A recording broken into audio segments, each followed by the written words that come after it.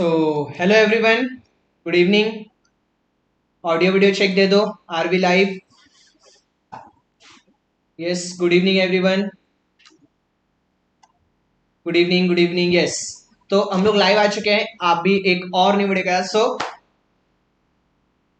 Just एक second रुक जाना, आपके सामने स्क्रीन ला रहा हूं मैं।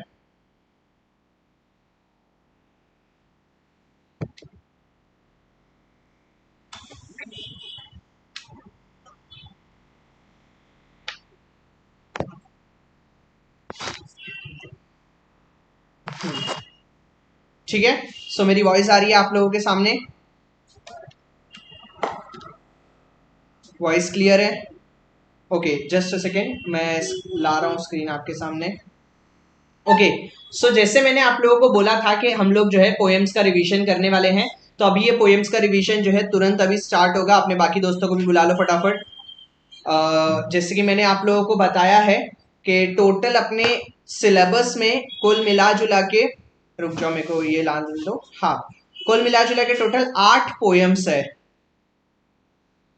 तो जो 8 पोएम्स है, उन आठों के आठों पोएम्स को अपने को रिवीजन करना है, जिसमें से फर्स्ट पोएम ऑलरेडी जो है आपके प्लेलिस्ट में अवेलेबल है। फर्स्ट पोएम आपको यहाँ प्लेलिस्ट में जो है मिल जाएगा यूट्यूब के। ठीक है, 1.4 भी देन आपको प्लेलिस्ट में जो है मिल जाएगा, ये भी जो है यूट्यूब प्लेलिस्ट में अवेलेबल है। ठीक है, 1.1 अवेलेबल है प्लेलिस्ट में, 1.4 अवेलेबल है प्लेलिस्ट में। उसके बाद अगर बात की जाए तो 2.1 जो है ये वाला पोएम भी जो है प्लेलिस्ट में ऑलरेडी अवेलेबल है। 2.1 भी जो है प्लेलिस्ट में अवेलेबल है। हमें स्टार्ट करना है 2.4, फिर जाना है 3.1, फिर 3.1 के बाद अपने को जाना है 3.4, फिर 3.4 के बाद 4.1, उसके बाद 4.4। ऐसे करते करते पांचों पोएम्स को हमें जो है अभी के अभी रिवाइज कर देना है। एक बार मैंने आपको पोएम्स रिवीजन करा दिए तो उसके बाद आपको पोएम्स पैसेजेस भी आसान हो जाएंगे, और उसके बाद पोएम्स के एप्रिसिएशन भी जो है आप लोगों के लिए बहुत ज्यादा जो है आसान हो जाएंगे। ओके, ठीक है, चलो फिर स्टार्ट करते हैं। हम लोग ज्यादा टाइम नहीं यहाँ वहां बकवास करते हुए वेस्ट करेंगे, डायरेक्टली अपने चैप्टर के ऊपर आ रहे हैं। और जो सबसे पहला चैप्टर जो हम लोग कर रहे हैं वो और दूसरा कोई चैप्टर नहीं, वो है आपका 2.4 पुली। इसके पहले के जो 3 चैप्टर है यूनिट ये क्या बोलते हैं 2.1, 1.4 और 1.1, इसके प्लेलिस्ट में वीडियो है। जाओ चैनल पे प्लेलिस्ट सेक्शन, जहां पे प्लेलिस्ट ऊपर दिखाई देता है वहां पे जाओ, इंग्लिश HSC लिख के आएगा, सॉरी इंग्लिश SSC लिख के आएगा, वहां से आप लोग जो है उसको रिवीजन कर सकते हो। ठीक है, चलो। सो जो अभी करने वाले हैं वो चैप्टर का नाम है द पुली। अब पुली का मतलब क्या है? पुली का मतलब है एक ऐसा इक्विपमेंट, ये एक ऐसा इक्विपमेंट है जो आपको पुल करे। एक ऐसा इक्विपमेंट है ये, एक ऐसा इक्विपमेंट है जो आपको कहीं से पुल करे। कहाँ से क्या करे? आपको जो है पुल करे। बेसिकली अगर आपको याद होगा, देखो ऐसा एक वेल होता है। ये जो वेल होता है ना, वेल पे यहाँ पे कॉर्नर में एक ये ऐसा व्हील लगा रहता है, ऐसा बड़ा सा ऐसा व्हील लगा रहता है, और इसके ऐसा आजू बाजू में ऐसे जाके ये रस्सी रहती है। तो ये जो व्हील लगा रहता है ना यहाँ पे, जिस व्हील के हेल्प से ये रस्सी में से ऐसा हम लोग निकालते हैं, मतलब पानी ऐसा यहाँ से डाल के निकाला जाता है, तो ये जो व्हील है ना यहाँ पे, ये गोल सा जो व्हील रहता है, इसी व्हील को जो है ना पुली कहा जाता है। ये भी एक टाइप का जो है पुली है। तो यहाँ पे जो हमारे सामने ये जो पुली चैप्टर है, ये चैप्टर को लिखा है जॉर्ज हार्बर्ट ने, जो पोएट है। इनका जन्म हुआ है 1593 में, और इनकी डेथ हुई है 1633 में। Was the Welsh poet. Welsh, ये वेल्श के रहने वाले हैं, इसीलिए इनको वेल्श पोएट कहा गया है। He was a priest by profession. Priest का मतलब होता है, आप हिंदी में इसे पंडित कह सकते हो, पुजारी, पंडित, जो भी आप या आप इंग्लिश में अगर क्रिश्चियन में बात की जाए तो आप फादर कह सकते हो। और ऐसे करके जो है, when I go to gym there is an equipment called pulley which helps developer our tricep muscle. Yes, वो ट्राइसेप मसल आप इस तरह से उसको डेवलप होता है क्योंकि आप उसको ऐसे पकड़ के इस तरह से पुल करते हो। तो जो पुल होता है ना, तो बेसिकली वो जो उसके अंदर वो ऐसा व्हील रहता है ना, आप ऐसे पकड़ते हो और उसको ऐसे ऐसे पुल होता है, तो वो जो व्हील रहता है वो व्हील मूव करता है, इसीलिए जो है उसे पुली कहा जाता है। ठीक है, बिकॉज इसे पुल करना होता है। तो जॉर्ज हार्बर्ट जो है प्रोफेशन से एक प्रीस्ट, एक पुजारी है। ही wrote रिलीजियस पोएम। इन्होंने बहुत सारे रिलीजियस पोएम लिखे with lot of imagery and conceits. इन्होंने बहुत सारे इमेजिनेशंस के साथ, यानी गॉड को लेके बहुत सारे इमेजिनेशन के साथ जो है, मतलब एक इमेजिनेशन करते हुए कि ऐसा हो सकता है, वैसा हो सकता है, ऐसे बहुत सी इमेजिनेशन को दिमाग में रखते हुए इन्होंने बहुत सारे गॉड से रिलेटेड और रिलीजियस पोएम्स लिखे हुए। The poem exhibits a strange but a two way relationship between God and his worshipper. ये जितने भी इनके पोएम्स है, ये बहुत ही अजीब पोएम्स होते हैं, बट एक टू वे रिलेशनशिप दर्शाते हैं। टू वे रिलेशनशिप का मतलब होता है दो तरफा रिलेशन, एक तरफा प्यार नहीं, दो तरफा प्यार। और दो तरफा प्यार किसके बीच में? दो तरफा प्यार यहाँ पे गॉड और गॉड के वर्शिपर, गॉड और उसको पूजने वालों के बीच में। ठीक है, तो इस तरह से ये दो तरफा प्यार को अपने इसमें क्या बोलते हैं, पोएम्स में जो है ये दिखाते हैं। कौन? जॉर्ज हार्बर्ट। ओके, ठीक है, चलो। तो he has showered bestowed his worshippers with all his blessings, somewhere he holds them up with a pulley drawn to be grateful to him or to endures। देखो, ऐसा बोला गया कि गॉड ने अपने वर्शिपर्स को हर चीज प्रोवाइड की है, हर चीज उसने दी है, लेकिन फिर भी कुछ ऐसी चीजें हैं जो गॉड ने जो है अपने पास रख ली है, और वो चीजों को मतलब कुछ कुछ ऐसी चीजें जो गॉड ने अपने पास रख ली है, और वो सारी चीजें नहीं दी है अपने अपने जो बोलते हैं ना कि जो क्रिएशन है गॉड का, जो सबसे बड़ा क्रिएशन है मैन, ह्यूमंस, उससे जो है सब चीज दे दी है ह्यूमंस को, लेकिन कुछ ऐसी चीज है जो उसने अपने पास रख ली है ताकि जो है ह्यूमंस जो है उसकी तरफ मुड़े यानी भगवान को पूछे, भगवान के बारे में, भगवान को वो एक याद रखे, इसलिए जो है उसने अपनी चीजें अपने पास रख ली है। ऐसा मैं नहीं कह रहा हूं, ऐसा अपने राइटर कह रहे हैं। ठीक है, टू बी ग्रेटफुल, ताकि जो है गॉड से ग्रेटफुल रहे। कौन? उसके creation. God gives so many precious gifts to the devotees. जो डिवोटीज है, जो हम वर्शिपर्स है, सारे वर्शिपर्स को गॉड ने बहुत सारे गिफ्ट दिए, but at the same time God also expect somethings in return. What does he expect, why does he withhold. देखो, गॉड ने बहुत सारी चीजें जो है अपने डिवोटीज को, अपने वर्शिपर्स को दी है, लेकिन उसके बदले में कुछ चीजें जो है वो हमसे मांगते हैं, कुछ चीजें जो है हमसे जो है मांग रहे हैं, यानी हमसे कुछ एक्सपेक्ट करते हैं वो। और क्या हमसे वो एक्सपेक्ट करते हैं? व्हाई डज ही विथहेल्ड, क्यों उन्होंने कुछ क्वालिटीज अपने पास रखी, ये कुछ सवाल है। The pulley shows how God lifts man towards himself with the pulley of restlessness। और यहाँ जो पुली है, ये पुली बेसिकली हमको ये बताता है, ये दर्शाता है कि किस तरह से गॉड हमें, यानी उसके अपने डिवोटीज को, अपने वर्शिपर्स को अपनी तरफ खींचता है।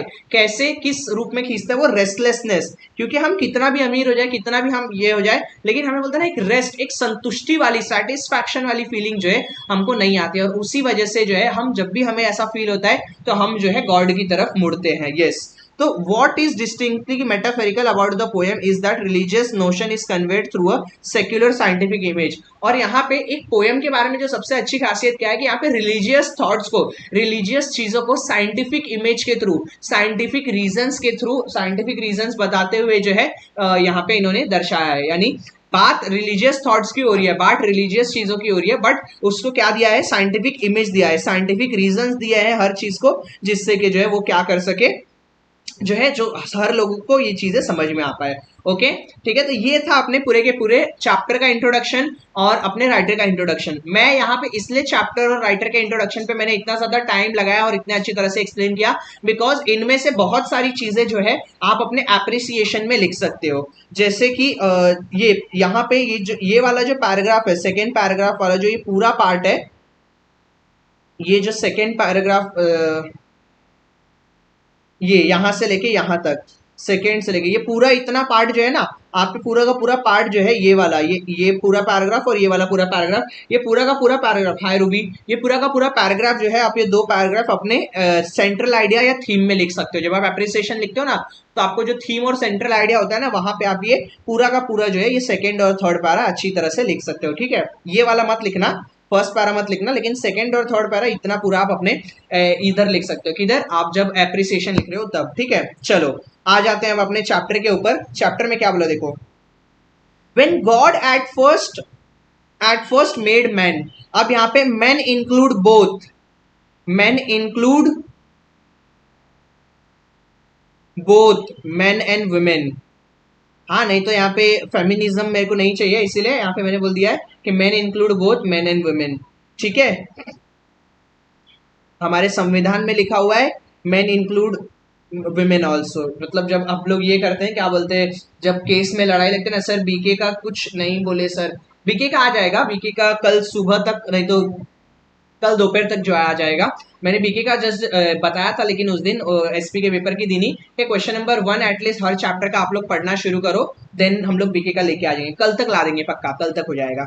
तो when God at first made man, यानी जब इंसान को गॉड ने सबसे पहले बनाया, having a glass of blessing standing bye, तो उसने एक मतलब इंसान को बना दिया और इंसान के बाजू में ना वो एक ग्लास ऑफ ब्लेसिंग लेके, यानी एक ग्लास लेके खड़ा था गॉड, और उस ग्लास के अंदर क्या था, ग्लास के अंदर जो है ब्लेसिंग्स थी।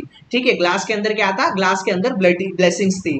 लेट अस सेड ही, देखो मैंने आपको ये लेक्चर के वक्त भी बहुत बार बताया कि जब हम कोई भी चीज लिखते हैं और प्रोनाउन जो होता है ना, प्रोनाउन, अगर प्रोनाउन सेंटेंस के बीच में कभी भी अगर कैपिटल आ जाता है ना, तो वो कैपिटल जो वर्ड है, मतलब अगर प्रोनाउन आपका कैपिटल हो गया फर्स्ट लेटर, तो वो जो पर्टिकुलर वर्ड है वो डायरेक्टली वो वर्ड जो है किसके लिए, गॉड के लिए यूज किया जाता है। ठीक है, सो इसी तरह से यहाँ पे भी जो है देखो सेंटेंस के बीच में ही आ गया है, और ही जो है इसमें ही तो है हमारे पास, लेकिन जो ही है उसमें एच जो है वो कैपिटल है, इसीलिए जो है यहाँ पे ये ही किसके लिए यूज हुआ है, ये गॉड के लिए यूज हुआ है। ठीक है, तो इस तरह से ये गॉड बोल रहा है, तो सेड ही मतलब कौन बोल रहा है, गॉड बोल रहा है। Let us pour on him all we can, तो गॉड ने बोला कि सर अभी 10th का चालू है क्या, यस 10th का अभी चालू है, आज पूरी रात भर 10th का ही चलते रहेगा, आज पूरे रात तक 10th का, मॉर्निंग में 12th का स्टार्ट हो जाएगा।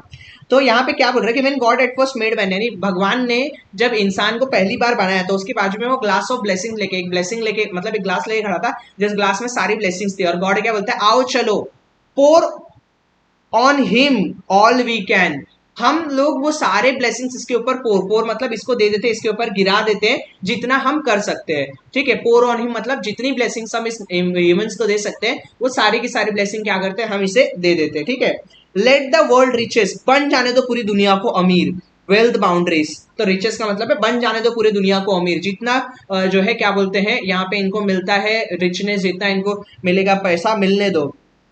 विच dispose like contrast in to a span, जो सारे गुण यहाँ वहां डिस्पोज है, डिस्पोज है मतलब इनके इंसानों के अंदर सारे गुण थे, बंदरों के अंदर अलग अलग, बंदर के अंदर अलग अलग गुण थे, लेकिन ये सब क्या थे, फैले हुए थे, सारे गुण मिला के अलग अलग लोगों की क्या बोलते, चीते की चतुराई और शेर का रहनापन, इको का भी बताइए, यस वो बीके का जब स्टार्ट करेंगे प्रशांत सर लेंगे बीके का, उसी में इको का भी स्टार्ट हो जाएगा। ठीक है, सो जितने भी ऐसे गुण थे, जितने भी क्वालिटीज है जो यहाँ वहां बिखरी हुई थी, वो सारी क्वालिटीज को क्या किया उसने, कॉन्ट्रास्ट इनटू अ स्पैन, वो सारी क्वालिटीज को एक जगह क्या किया, कॉन्ट्रास्ट किया, एक स्पैन लिया, यानी एक पर्टिकुलर जगह पे एक स्मॉल स्पेस। सबसे पहली क्वालिटी जो उस ग्लास में से निकली थी, वो सबसे पहली क्वालिटी क्या थी, सबसे पहली क्वालिटी थी strength, strength first made away, सबसे पहली जो क्वालिटी थी जिसने अपना रास्ता चुना उस ग्लास में से बाहर निकलने का, वो और कोई नहीं, वो कौन था, वो जो था वो स्ट्रेंथ था। Okay,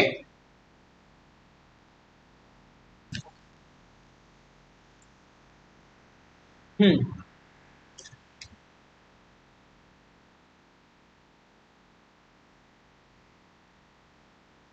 yes, so students proper हो गया है अभी।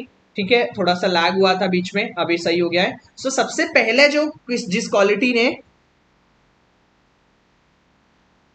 सबसे पहले जो जिस क्वालिटी ने जो है अपना रास्ता वहां से चुना था, सबसे पहले जो क्वालिटी गई थी वो और कोई नहीं, वो स्ट्रेंथ थी।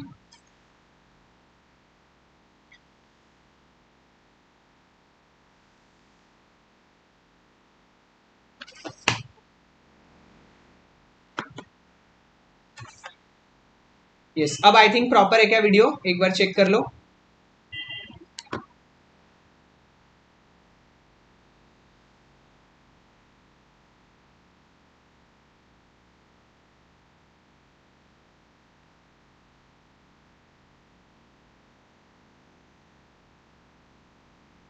यस स्टूडेंट्स, लैग गया क्या?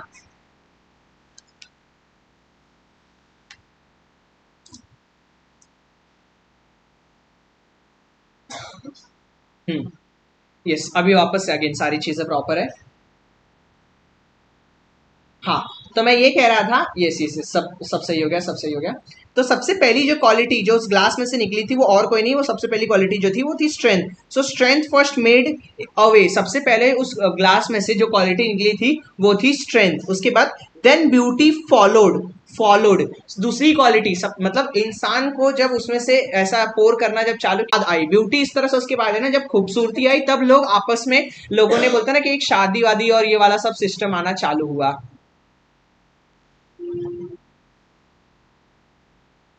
हम्म,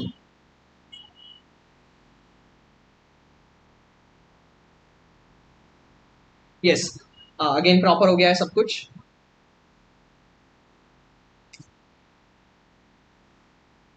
इस तो then beauty followed then wisdom. तो सबसे पहले जो है स्ट्रेंथ आया, सबसे पहले ताकत आई, उसके बाद जो है ब्यूटी ने फॉलो किया उस चीज को। दूसरा जो क्वालिटी जो उसमें से निकला था उस ग्लास में से, वो और दूसरी, वो और कोई नहीं, वो थी आपकी क्या, ब्यूटी। ब्यूटी के बाद जो थर्ड क्वालिटी आई, जो थर्ड क्वालिटी थी, वो थर्ड क्वालिटी थी क्या, वो थर्ड क्वालिटी थी विजडम। विजडम यानी इंसान कितना ज्यादा जो है अपने चीजों के तरफ जो है ये है क्या है, बोलते ना, ट्रस्ट वर्दी है, कितना ज्यादा वो चीजों को ट्रस्ट करता है, कितना ज्यादा जो है वो लोगों के ऊपर भरोसा रखता है, उसे कहा जाता है विजडम, कितना ज्यादा वो वाइस है। तो इस तरह से पहली क्वालिटी जो थी वो थी स्ट्रेंथ, दूसरी क्वालिटी जो थी वो थी ब्यूटी, और तीसरी क्वालिटी जो थी वो थी विजडम। विजडम के बाद जो चौथी क्वालिटी उस ग्लास में से गिरी वो था ऑनर। ऑनर मतलब किस तरह से लोगों के अंदर जो है अपने सेल्फ रिस्पेक्ट के बारे में, सेल्फ रिस्पेक्ट से रिलेटेड लोगों को लगने लगा कि उन्हें भी जो है सेल्फ रिस्पेक्ट चाहिए, और सेल्फ रिस्पेक्ट के लिए लोग जीने लगे। उसके बाद आया प्लेजर। प्लेजर मतलब संतुष्टि, कि किस तरह से लोग जो है संतुष्ट होने लगे।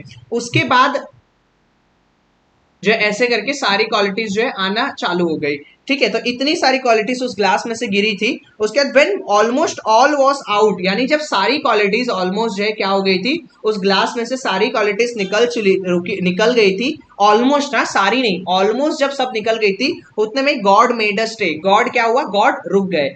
स्टूडेंट्स मैं देख रहा हूँ सिर्फ 5 लोगों ने अभी तक वीडियो को लाइक किया, 27-30 जन बैठे हुए, फटाफट जरा सब लोग वीडियो को लाइक मारो, फटाफट वीडियो को लाइक मारो। तो When almost all was out, यानी जब सारी क्वालिटीज ऑलमोस्ट निकल गई थी, तब अचानक से क्या किया, गॉड ऐसे जब गिरा रहे थे धीरे धीरे सब गिरने वाले थे, उतने में ही गॉड क्या किया, गॉड ने ग्लास सीधा कर दिया और गॉड जो है रुक गए। God made a stay. Perceiving that, perceiving यानी नोटिसिंग, गॉड ने क्या किया, नोटिस किया, ध्यान दिया, कॉन्शियस हुए, that all of his treasures rest in the bottom lay, that alone of his all treasure rest in the bottom lay, यानी उसने अपने सारे ट्रेजर्स जो है दे दिए हैं, बस एक एक चीज जो है अपने बॉटम ले में, यानी जो बॉटल का, ग्लास का एकदम निचली हिस्सा है, उसमें बस एक चीज उसकी जो है रह गई है, और वो एक चीज क्या है, for it I should said he, यानी इसलिए, इस चीज के लिए तो मुझे रुकना चाहिए। फॉर इफ आई शुड यानी इसके लिए मुझे, इफ यानी मुझे अगर सोचना पड़ेगा कि रेस्ट देना है, यानी rest in the bottom lay, यानी जो रेस्ट जो था, यानी आराम की क्वालिटी। इंसान को आराम नहीं मिलता है, इंसान कितना ही सक्सेस पा ले उसको उस चीज से संतुष्टि नहीं मिलती है, वो वापस से जो है उस चीज को और हासिल करने के लिए आगे बढ़ी जाता है। ठीक है, Bairstow this jewel also on my creature, कि अगर मैं रेस्ट भी, जो ये ज्वेल है, ज्वेल मतलब ये एक प्रीशियस वैल्यूएबल थिंग थी, रेस्ट जो एक प्रीशियस वैल्यूएबल थिंग थी, और बेस्टो करना मतलब दे देना, गिव एज अ गिफ्ट। अगर मैंने ये चीज को भी अपने क्रीचर को दे दी, he would adore all my gift instead of me, तो वो क्या करेगा, अडोर करेगा। अडोर करना मतलब लव करना, प्यार करना, उसकी इज्जत करना। और किसको इज्जत करना, किसको वो ज्यादा वैल्यू देने लगेगा, फिर अगर मैंने रेस्ट भी दे दिया इसको, तो ये मेरे गिफ्ट्स को वैल्यू करने लगेगा, मुझे नहीं। गॉड ने क्या सोचा, ही would adore my gifts instead of मी, मुझे वो इतनी ज्यादा तवज्जो नहीं देगा, मुझे इतना ज्यादा जो है वैल्यू नहीं देगा। कौन, मैन, क्रीचर उसका, ह्यूमंस उतना ज्यादा मुझे वैल्यू नहीं देंगे जितना कि वो मेरे गिफ्ट्स को वैल्यू देंगे। इसीलिए उसने क्या किया, उसने जो रेस्ट जो था, वो रेस्ट को क्या किया, अपने पास ही जो है रख लिया। And rest in nature and not the God of nature. और अगर मैंने इसे ये क्वालिटी भी दे दी, तो वो मेरे साथ, मतलब मुझे कभी याद नहीं करेगा, वो इस नेचर में, मेरी बनाई हुई चीजों में ही खुश हो जाएगा, और मेरे गॉड के जो नेचर में जो है ना, उसमें नहीं रहेगा, यानी अपनी मन मर्जी करेगा। इंसान के अंदर डर खत्म हो जाएगा। बेसिकली अगर ये बताना चाहूँ ना, तो इंसान के अंदर डर खत्म हो जाएगा फिर, क्योंकि अगर वो किसी चीज के लिए एकदम, ये बोलते हैं ना कि आतुर नहीं रहेगा, और उसके अंदर जो वो थोड़ा टेंशन वाली क्वालिटी नहीं रहेगी, अगर वो एकदम ही संतुष्ट रहेगा ना, तो फिर उसके अंदर डर खत्म हो जाएगा। और इंसान के अंदर अगर डर खत्म हो जाता है, तो फिर वो कुछ भी कर सकता है। इसके ऊपर ना मेरे को एक मूवी का याद आया सीन, गॉड तुसी ग्रेटो मूवी देखा है? उसमें अगर वो मूवी देखा होगा ना, तो उसमें सलमान खान को गॉड का पावर रहता है। तो सलमान खान एक दिन क्या बोलता है, इस दुनिया में जिस जिसको जो जो चाहिए, उन जिस जिसकी जो जो दुआएं हैं, उन सभी की दुआएं कबूल। और जब वो सबको, सबकी दुआएं कबूल कर लेता है ना, एज अ गॉड बन के, तो दुनिया पूरी खराब हो जाती है, पूरी दुनिया बेकार हो जाती है, पूरी दुनिया बिखर जाती है। और उसके बाद जो है अमिताभ बच्चन जो उसमें गॉड थे, वो आके उसको बोलते हैं कि मैंने जिस जिसको जितना भी दिया है, उसके लिए वो उसके लिए काफी है, वो उतने में ही जिंदगी जिएगा, तभी अच्छी तरह से जिएगा। अगर उसको ज्यादा मिल जाएगा तो वो उस चीज को हैंडल नहीं कर पाएगा। ऐसा जो है वो गॉड जो है उसे समझाते हैं। तो उसी तरह से यहाँ पे ये भी चीज है कि इंसानों को जिस चीज को जितनी चीजें मिली है, वो उसके लिए काफी है। अगर उसको समय से पहले या वक्त से ज्यादा जो है चाहत से ज्यादा उसको अगर मिल जाएगा तो उस चीज को वो हैंडल नहीं कर पाएगा, और यही चीज यहाँ पे गॉड भी हमें कहना चाहते हैं। सो बोथ शुड लूजर्स भी, तो इसलिए गॉड कहते हैं कि अगर मैंने इसे चीजें नहीं दी तो मेरा क्रिएशन अधूरा रहेगा, भले लेकिन चलेगा मुझे, भले मेरा क्रिएशन अधूरा रह जाए, हम दोनों ही भले लूजर रहे, लेकिन अगर मैंने इसे सारी क्वालिटीज दे दी और सारी चीजें दे दी तो ये इंसान जो है ये पूरी तरह से पागल हो जाएगा और ये अच्छी तरह से जिंदगी नहीं जिएगा, ये जो है सही तरह से जिंदगी नहीं जिएगा और ये बहुत सी दिक्कतें करेगा। तो इसीलिए चलेगा हम दोनों ही लूजर्स रहे, हम दोनों ही जो है अधूरे रहे, ऐसा जो है गॉड कह रहे। Yet let him keep the rest, और मैं जो है रेस्ट इसे लेने दो, यानी ये भले आराम करे लेकिन क्या होगा, but keep them with ripening restlessness, यानी ये आराम तो जरूर करेगा लेकिन ये आराम जो है इसको ज्यादा लंबे समय तक टिकेगा नहीं, बिकॉज रेस्टलेसनेस फील करेगा, यानी ये restless continuous anxiety due to dissatisfaction, इसको ये बिकॉज ये डिससेटिस्फाई रहेगा ना, इसके लिए इसके अंदर कंटिन्यूसली एंजाइटी रहेगी। एंजाइटी का मतलब टेंशन, स्ट्रेस, एंजाइटी, तो टेंशन और स्ट्रेस इसे हर वक्त रहेगा, क्योंकि क्या होगा, ये डिससेटिस्फाइड रहेगा, चीजों से खुश नहीं होगा। ये आराम तो करेगा लेकिन चीजों से खुश नहीं होगा, और अगर खुश नहीं होगा तो ये मतलब और जो है मेहनत करने की कोशिश करेगा। ओके, तो स्टूडेंट्स फटाफट, अभी मैं देख रहा हूँ 30 से ज्यादा लोग बैठे हुए लाइव में, लेकिन मुझे लाइक्स यहाँ पे बहुत कम दिख रहा है, तो जरा फटाफट लाइक मारो तो वीडियो को, और जरा अपने अपने स्टेटस पे लगाओ वीडियो, जरा सब स्टेटस पे मारो, अपने अपने स्टेटस पे लगाओ जरा, और लोगों को वीडियोस पे आने दो, अपने फ्रेंड्स को, आपके फ्रेंड्स को भी बताओ कि हम लोग ऐसा सेशन ले रहे हैं। बट कीप देम विथ रिप्लिंगनेस, यानी ये आराम तो करेगा इंसान जरूर, लेकिन आराम करेगा बट इसे जो है हमेशा इसके अंदर क्या रहेगा, एक एंजाइटी रहेगी। एंजाइटी किस चीज की, डिससेटिस्फैक्शन की, कि जो ये चाहता था वैसा ये हासिल नहीं कर पाया। इंसान कितना ही इसको मिल जाए लेकिन हर वक्त क्या रहेगा, वो डिससेटिस्फाइड ही रहेगा, ऐसा जो है गॉड ने उसको ये बनाया है। Let him be rich and weary, अमीर बनने दो इसे, लेकिन अमीर बनने के साथ साथ ये वियरी भी रहेगा। वियरी मतलब वेरी टायर्ड, हर वक्त थका हुआ, दिमाग से, शरीर से, हर तरह से जो है ये थकेगा। ये कितना ही अमीर हो जाए लेकिन ये थकेगा जरूर। दैट एट लास्ट, यानी ये हर वक्त जो है लास्ट करेगा।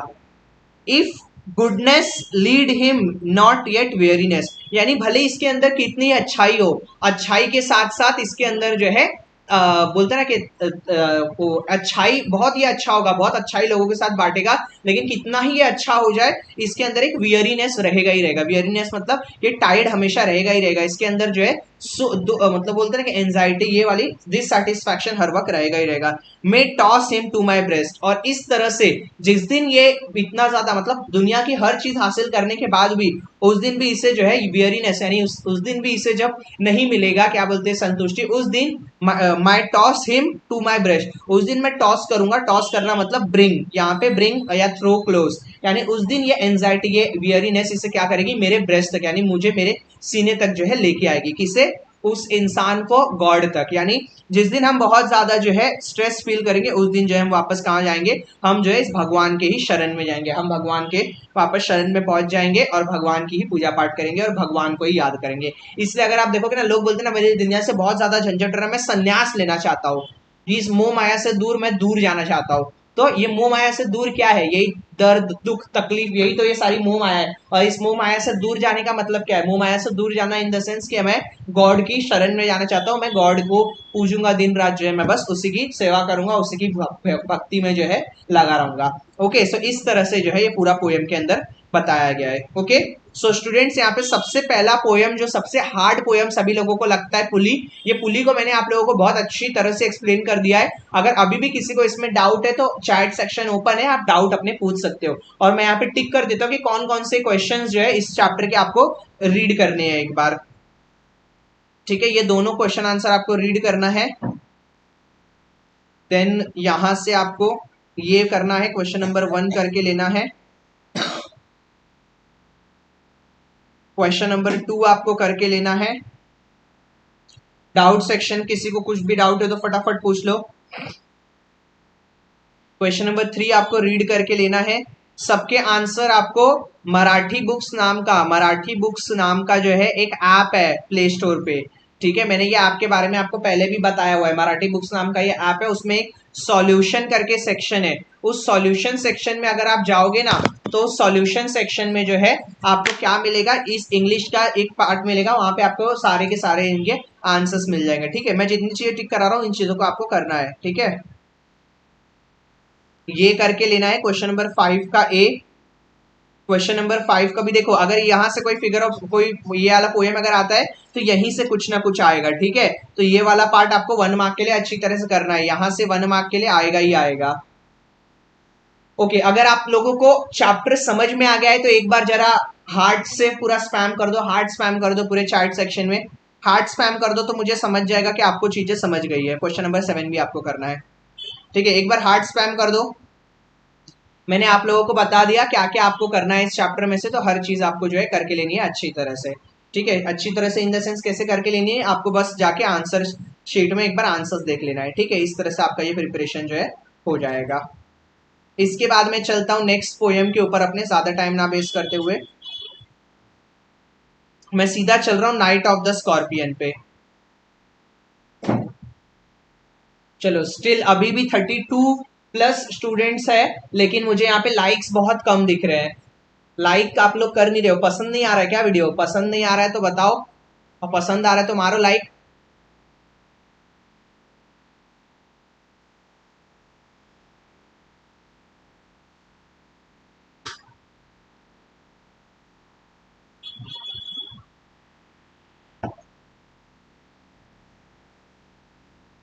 चलो, तो यहाँ पे हम लोग फाइनली जो है अपना एक पोएम कंप्लीट कर चुके हैं। अब मैं चल रहा हूं अपने नेक्स्ट पोएम के पास। जो हमारा नेक्स्ट पोएम है वो है नाइट ऑफ द स्कॉर्पियन, ठीक है। पहला पोएम काफी बड़ा था, अभी जो है इतने बड़े बड़े पोएम नहीं है, ये अगेन ये भी थोड़ा सा बड़ा है। इसके बाद के पोएम जो है छोटे हैं, ठीक है। इसके सर क्या नहीं लाइक, ओके ठीक है। चलो, अब आते हैं नेक्स्ट पोएम के ऊपर। जो हमारा नेक्स्ट पोएम है वो है नाइट ऑफ द स्कॉर्पियन, ठीक है। तो नाइट ऑफ द स्कॉर्पियन भी एक बहुत ही अच्छा पोएम है, बहुत ही अच्छा इस पोएम के बारे में बताया गया है और बहुत अच्छी सी पोएम है ये। नीजियम एजिकेल द्वारा ये पोएम लिखा गया है। इनका बर्थ हुआ था 1924 में और इनका डेथ हुआ है, इनका बर्थ हुआ है 1924 में और इनका डेथ हुआ है 2004 में। मैं जिस दिन पैदा हुआ था ना उसके 1 साल बाद ही इनका डेथ हो गया है। तो मेरे लिए, मैं 20 साल का होने वाला हूँ एवरीवन, 20 ईयर्स का मैं होने वाला हूँ। 20 गिफ्ट तैयार रखना, 20 साल का मैं होने वाला हूँ, 20 गिफ्ट चाहिए मेरे को। 20 साल का मैं कुछ ही दिन में हो जाऊंगा, तो मेरे को 20 गिफ्ट तैयार रखना फटाफट सभी लोग, ठीक है। चलो, तो was an Indian Jewish poet. Jewish एक कम्युनिटी है, ये उस कम्युनिटी से बिलोंग करते हैं। इंडियन तो है ही है, लेकिन ये जेविश है, जेविश एक कम्युनिटी है, उस कम्युनिटी से बिलोंग करते हैं निज़म एजिकेल। ये एक एक्टर है, ये एक प्ले राइट है, एक एडिटर है और उन्हीं के साथ साथ एक आर्ट क्रिटिक है। तो ये आर्ट क्रिटिक होने, ये आर्ट क्रिटिक भी है, एडिटर भी है, एक्टर भी है, प्ले राइट भी है, प्लेज वगैरह लिखते हैं, सब कुछ ये है। He was a foundational figure in post colonial India literary history. Post colonial, colonial का मतलब क्या होता है? कोलोनियलिज्म। कोलोनियलिज्म अगर आपको याद होगा तो कोलोनियलिज्म का मतलब है कि एक देश दूसरे देश पे क्या करता है, एक देश दूसरे देश पे जाके अटैक करता है और उसके ऊपर राज करता है। तो अगर वो उस देश से लड़ाई कर रहा है और उस देश पे, उस देश से लड़ाई करते हुए अगर उस देश से वो जीत गया तो वो जीतने के बाद उस देश पे राज करेगा। इसी जो सिस्टम को ना कोलोनियलिज्म कहा जाता है, ठीक है। इसी सिस्टम को क्या कहा जाता है? इसी सिस्टम को जो है कोलोनियलिज्म कहा जाता है। और कोलोनियलिज्म का ये सिस्टम जो था, इसके पोस्ट पोस्ट मतलब कोलोनियलिज्म खत्म होने के बाद, तो यहाँ पे राइटर क्या कह रहे हैं, जो हमारे जो राइटर थे वो एक फाउंडेशनल मतलब एक बहुत ही इंपॉर्टेंट फिगर थे, एक बहुत ही इंपॉर्टेंट इंसान थे पोस्ट कोलोनियलिज्म। यानी कोलोनियलिज्म जब इंडिया में खत्म हो गया था उसके बाद का जो टाइम था उसमें इंडिया में जो है, इंडिया की लिटरेरी हिस्ट्री में, इंडिया के जैसे अभी ब्रिटिश ने इंडिया को किया, ये जैसे ब्रिटिश ने इंडिया को किया था, राज कर रहे थे इंडिया के ऊपर, तो वो कॉलोनिज्म था। तो इंडिया के जो लिटरेरी हिस्ट्री है, इंडिया का जो लिटरेचर का जो हिस्ट्री लिखा जा रहा था, उसमें इन्होंने बहुत ही इंपॉर्टेंट फिगर प्ले किया था, specifically for Indian writings of a wide range. Sir आप इतने ब्लैक क्यों लग रहे हो? लाइट्स तो ओके है, बाकी मेरा कलर डार्क है तो हो सकता है उसके लिए भी मैं एकदम काला दिख रहा रहूंगा। लाइट कम है क्या? ठीक है, जान दो ना, लाइट कम भी है तो क्या ही फर्क पड़ता है अपने को। मेन क्या, मेरा आवाज आ रहा है ना आप लोगों तक, आवाज जरूरी है, आवाज, आवाज मेरी आप तक पहुंचनी चाहिए। हाँ, आई थिंक वो लाइट के साथ इधर वाला एक लाइट खराब हो गया है तो उसकी वजह से प्रॉपरली नहीं दिख रहा है। मैं बार बार मुंडी ऊपर नीचे कर रहा हूँ तो ब्लिंक हो रहा है। सर कैसे हो? सौम्य, मैं तो मजे में हूँ, ठीक है। चलो, the poet depicts the selfless love of a mother who is stung by a scorpion. तो यहाँ पे पोएट क्या कह रहे हैं, पोएट जो है यहाँ पे एक सेल्फलेस लव, सेल्फलेस मतलब अपने बारे में ना सोचते हुए दूसरे के बारे में पहले सोचना, एक मदर का, एक माँ किस तरह से अपने बारे में ना सोचते हुए अपने बच्चों के बारे में सोचती है, उस चीज के बारे में जो है यहाँ पे क्या हो रहा है, उस चीज के बारे में यहाँ पे पोएम जो है बताया जा रहा है कि किस तरह से एक माँ का यहाँ पे सेल्फलेस लव दिखाया गया है, एक ऐसी माँ का जिसको, जो स्टंग बाय स्कॉर्पियन, जिसको एक स्कॉर्पियन ने, स्कॉर्पियन मतलब एक बिच्छू ने काटा है, एक ऐसी माँ जिसको एक बिच्छू ने काटा है, और वो बिच्छू से काटने के बाद भी वो अपने बारे में नहीं सोच रही है, वो अपने से पहले अपने बच्चों के बारे में सोच रही है, और क्या सोच रही है, क्या बोल रही है, उसी के बारे में जो है यहाँ पे बात होगी। ठीक है, तो ये एक पूरा का पूरा इस पोएम का जो थीम है वो एक इंडियन थीम है, बिकॉज ये एक इंडियन पोएट ने लिखा हुआ है। जीविश भले है वो पोएट, बट एक इंडियन पोएट है, तो एक अच्छा खासा यहाँ पे गांव का, एक प्रॉपरली विलेज एरिया का जो है एक सीन यहाँ पे क्रिएट किया गया है, और उस तरह से बहुत अच्छी तरह से इसको बनाया गया है। ठीक है, चलो आ जाओ, क्या बोला है, स्टार्ट कर रहा हूं मैं पोएम, अभी सब लोग यहाँ पोएम पे ध्यान देना। ठीक है, I remember the night my mother was stung by a scorpion. मुझे आज भी वो रात याद है जिस रात मेरी माँ को एक स्कॉर्पियन ने काटा था। राइटर देखो, यहाँ पे नरेटर जो है वो राइटर खुद है। ठीक है, तो मुझे, मैं बोल रहा हूँ, इसका मतलब वो राइटर खुद है, निज़म एज़ेकिएल। ठीक है, तो राइटर क्या कह रहे हैं कि मुझे आज भी वो रात याद है जिस रात मुझे स्कॉर्पियन ने जो है काटा था। 10 hours of steady rain had driven him to crawl beneath a sack of rice। यहाँ पे एक वर्ड आया है had, 10 hours of steady rain had driven him। तो ये जो him, ये वर्ड है, ये जो him है आपके सामने, ये him बेसिकली स्कॉर्पियन के लिए यूज किया गया है। तो यहाँ पे जो हिम है ये स्कॉर्पियन के लिए यूज किया गया है।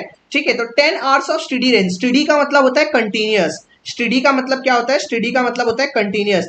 10 hour के कंटिन्यूअस रेन ने, 10 hours के कंटिन्यूअस बारिश ने उसे मजबूर कर दिया था, हैड ड्रिवन हिम यानी किसे, स्कॉर्पियन को, स्कॉर्पियन को मजबूर कर दिया था, क्या क्यों मजबूर कर दिया था, to crawl beneath a sack of rice, ताकि वो क्रॉल करके यानी वो रेंगते हुए कहाँ आए, beneath a sack of rice. Beneath मतलब नीचे, नीचे, नीचे किसके, sack of rice. Sack of rice का मतलब चावल की गोनी, चावल की गोनी।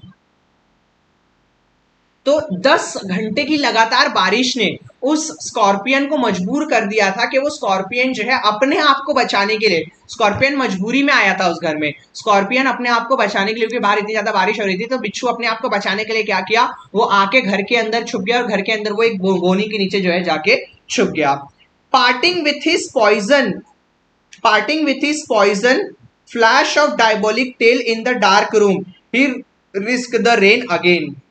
देखो, अचानक से ना एक बहुत ही तेज बिजली कड़की, जैसी उस पॉइजन, मेरी माँ जो है जैसी उस चावल की गोनी के पास गई, जैसी वो चावल की गोनी के पास पहुंची, उस जो ये था स्कॉर्पियन था, उस स्कॉर्पियन ने क्या किया, पार्टिंग विथ इस पॉइजन, पार्टिंग विथ इस पॉइजन मतलब उस स्कॉर्पियन ने माँ को जो है काट लिया, डंक मार दिया। जैसे उसने डंक मारा यानी उसने अपना पॉइजन इम्पार्ट किया, पॉइजन यानी अपना पॉइजन जो है माँ के अंदर इम्पार्ट किया ना, पॉइजन अपना छोड़ दिया। तो जैसे उसने पॉइजन वो छोड़ा, flash of diabolic tail, flash यहाँ पे फ्लैश का मतलब है shadow, shadow of diabolic tail, diabolic tail का मतलब है एक टेल तो मतलब पूछ, डायबोलिक टेल का मतलब है शैतान, शैतान की पूछ।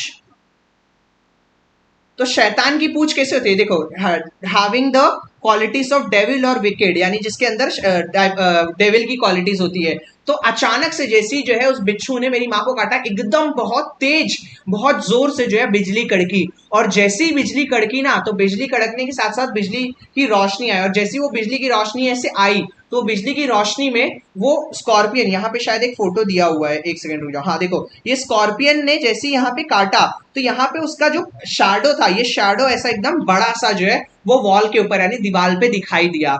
वो स्कॉर्पियन था बहुत छोटा, लेकिन क्योंकि वो एक अंधेरे कमरे में था, और अंधेरे कमरे में होने की वजह से उसका पूरा का पूरा शैडो जो है एक बहुत ही बड़ा शैतान के डेविल के जैसा जो है उस कमरे के रूम में जो है दिखाई दिया सबको। तो जैसे ही बिजली कड़की और जैसे उसने अपना क्या बोलते हैं पॉइजन इम्पार्ट किया, ही रिस्क द रेन अगेन, उसने ही रिस्क द रेन अगेन मतलब वो वहां से बाहर निकल गया, यानी उसने बाहर बारिश में जाने का रिस्क वापस से उठाया। रिस्क द रेन अगेन यानी वो वापस से जो है क्या किया, वो बाहर जो है बारिश में चला गया। द पीजेंट्स केम, अब यहाँ पे पीजेंट्स, ये जो पीजेंट्स है, the peasants came like swarm of flies and buzz the name of God's 100 time to paralyze the evil one. अब यहाँ पे एक वर्ड आया है पीजेंट, पीजेंट यहाँ पे नेबर्स को बोला गया है। यहाँ पे जो पीजेंट्स है वो नेबर्स है, ठीक है। तो the peasants came like a swan of flies, swan of flies का मतलब मक्खियों का झुंड, स्वैन ऑफ फ्लाइज का मतलब है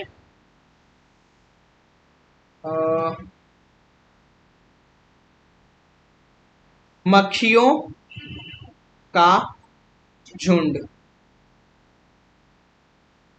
मक्खियों के झुंड के जैसा। स्वान ऑफ फ्लाइज का मतलब है मक्खियों की झुंड के जैसे जो है वो पीजेंट्स, यानी उसके नेबर्स जो है एकदम मक्खियों की झुंड, यानी एक साथ बहुत ज्यादा भीड़ में एक साथ बहुत सारे लोग वो मक्खियों की झुंड के जैसे आए। और जैसे ही वो लोग आए, बस the name of God 100 time, वो लोग घर में आके ना भगवान का नाम लगे, हे भगवान, हे भगवान, ये तूने क्या कर दिया, हे भगवान तूने जो है बिच्छू कटवा दिया, हे भगवान ऐसा, हे भगवान वैसा, यानी भगवान का इतना नाम लेने लगे। और भगवान का नाम लेके क्या करने लगे, हे भगवान उस इविल की यानी उस शैतान की सांसें रोक दे। यहाँ पे उसकी बात हो रही है, किसकी, वो क्या नाम है, स्कॉर्पियन की, हे भगवान उस स्कॉर्पियन की सांसें रोक दे, हे भगवान उस स्कॉर्पियन को ऐसा कर दे वैसा कर दे, उस स्कॉर्पियन का मूवमेंट रोक दे, उस स्कॉर्पियन की एक्टिविटी रोक दे।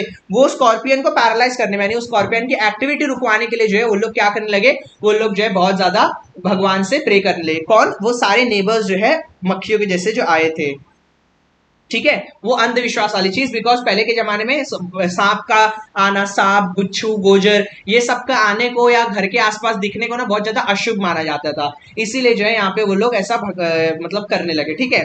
तो with candles and with lanterns, with candles and with lanterns, candles मतलब वो मोमबत्तियां, और लालटेन्स मतलब जो लालटेन जैसा लालटेन लेके जाते हैं मिट्टी का तेल जो गांव में लगा के ये किया जाता है, तो उसी वो लालटेन होता है। तो with candles and with lanterns throwing giant scorpion shadow, giant scorpion shadow किसके बारे में बोला गया है, जैसे देखो स्कॉर्पियन शैडो कौन सा था जो यहाँ पे मैंने आपको बताया, ये था स्कॉर्पियन का शैडो। और जाइंट स्कॉर्पियन शैडो किसकी बात हो रही है, ये जो लोग आ रहे हैं ना, जो इसके नेबर्स आ रहे हैं, जो नेबर्स इतना भीड़ में एक साथ आ रहे हैं, तो उनको जाइंट स्कॉर्पियन बोला गया है यहाँ पे। तो जाइंट स्कॉर्पियन राइटर ने अपने नेबर्स को बोला है, और वो लोग एक साथ इतने भीड़ में आ रहे हैं तो उनकी भी शैडो दीवार के ऊपर बहुत ज्यादा बड़ी बड़ी आ रही है, तो उनके बारे में बात हो रही है कि with giant scorpion shadow on the mud baked wall. Mud baked wall मतलब मिट्टी का जो उनका घर है, क्योंकि पुराने जमाने में जो गांव के घर होते थे वो मिट्टी के होते थे, तो इसलिए यहाँ पे मिट्टी का मड बेक्ड वॉल बात की गई है। तो उस मड बेक्ड वॉल पे उन स्कॉर्पियंस का, यानी ये जो मेरे जो स्कॉर्पियन है जो मेरे आजू बाजू में रहते हैं, यानी मेरे जो नेबर्स है वो जाइंट स्कॉर्पियन जो है आए जा रहे हैं। This search for him, for him यहाँ पे अगेन एक वर्ड आया है हिम, तो ये हिम जो है ये स्कॉर्पियन के बारे में बात हो रही है। वो सभी लोगों ने मिलकर क्या किया, उन सभी लोगों ने मिलकर स्कॉर्पियन को ढूंढा। ही वॉज नॉट फाउंड, लेकिन वो ही मतलब कौन, अगेन जो है scorpion, he was not found scorpion, लेकिन उन लोगों को किसी को भी नहीं मिला। They click their tongues, click their tongue, ये जो आवाज मैंने निकाली होप सो आपको सुनाई दिया होगा, ये वाली जो आवाज है इसको कहा जाता है क्लिकिंग द टंग्स, यानी बोलते ना ये डिसएग्रीमेंट जाहिर करना, डिसएग्रीमेंट के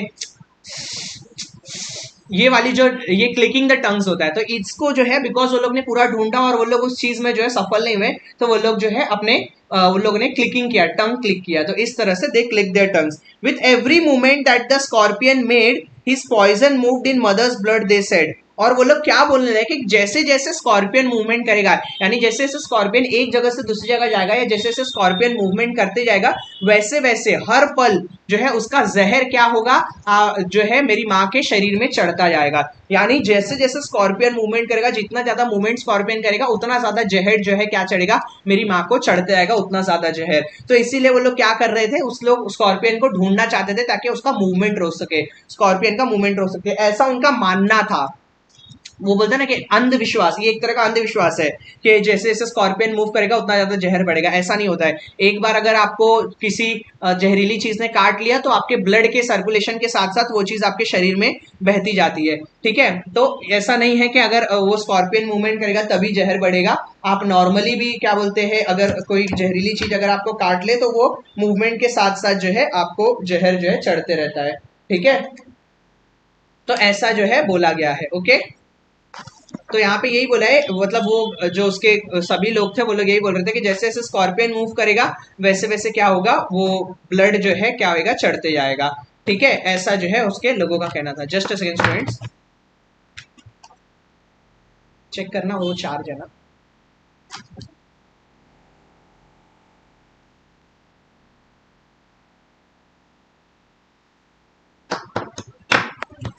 जस्ट एक सेकंड स्टूडेंट, जरा चार्जिंग पे लगा दूं मैं सारी डिवाइसेस को। हाँ, ओके। सो हाँ, मैं ये कह रहा था कि वो जो गांव के सभी लोग थे उसके यहाँ पे सुपरस्टिशन है, सुपरस्टिशन। तो जो सभी लोग थे वो लोग क्या हो रहा था कि जैसे जैसे वो लोग ये कह रहे थे, गांव के जो लोग आए थे, कि जैसे जैसे स्कॉर्पियन मूवमेंट करते जाएगा ना वैसे वैसे जो है उसका ब्लड जो है इस आपकी माँ के शरीर में जो है चढ़ता आएगा। मे ही सिट स्टिल, दे सेड।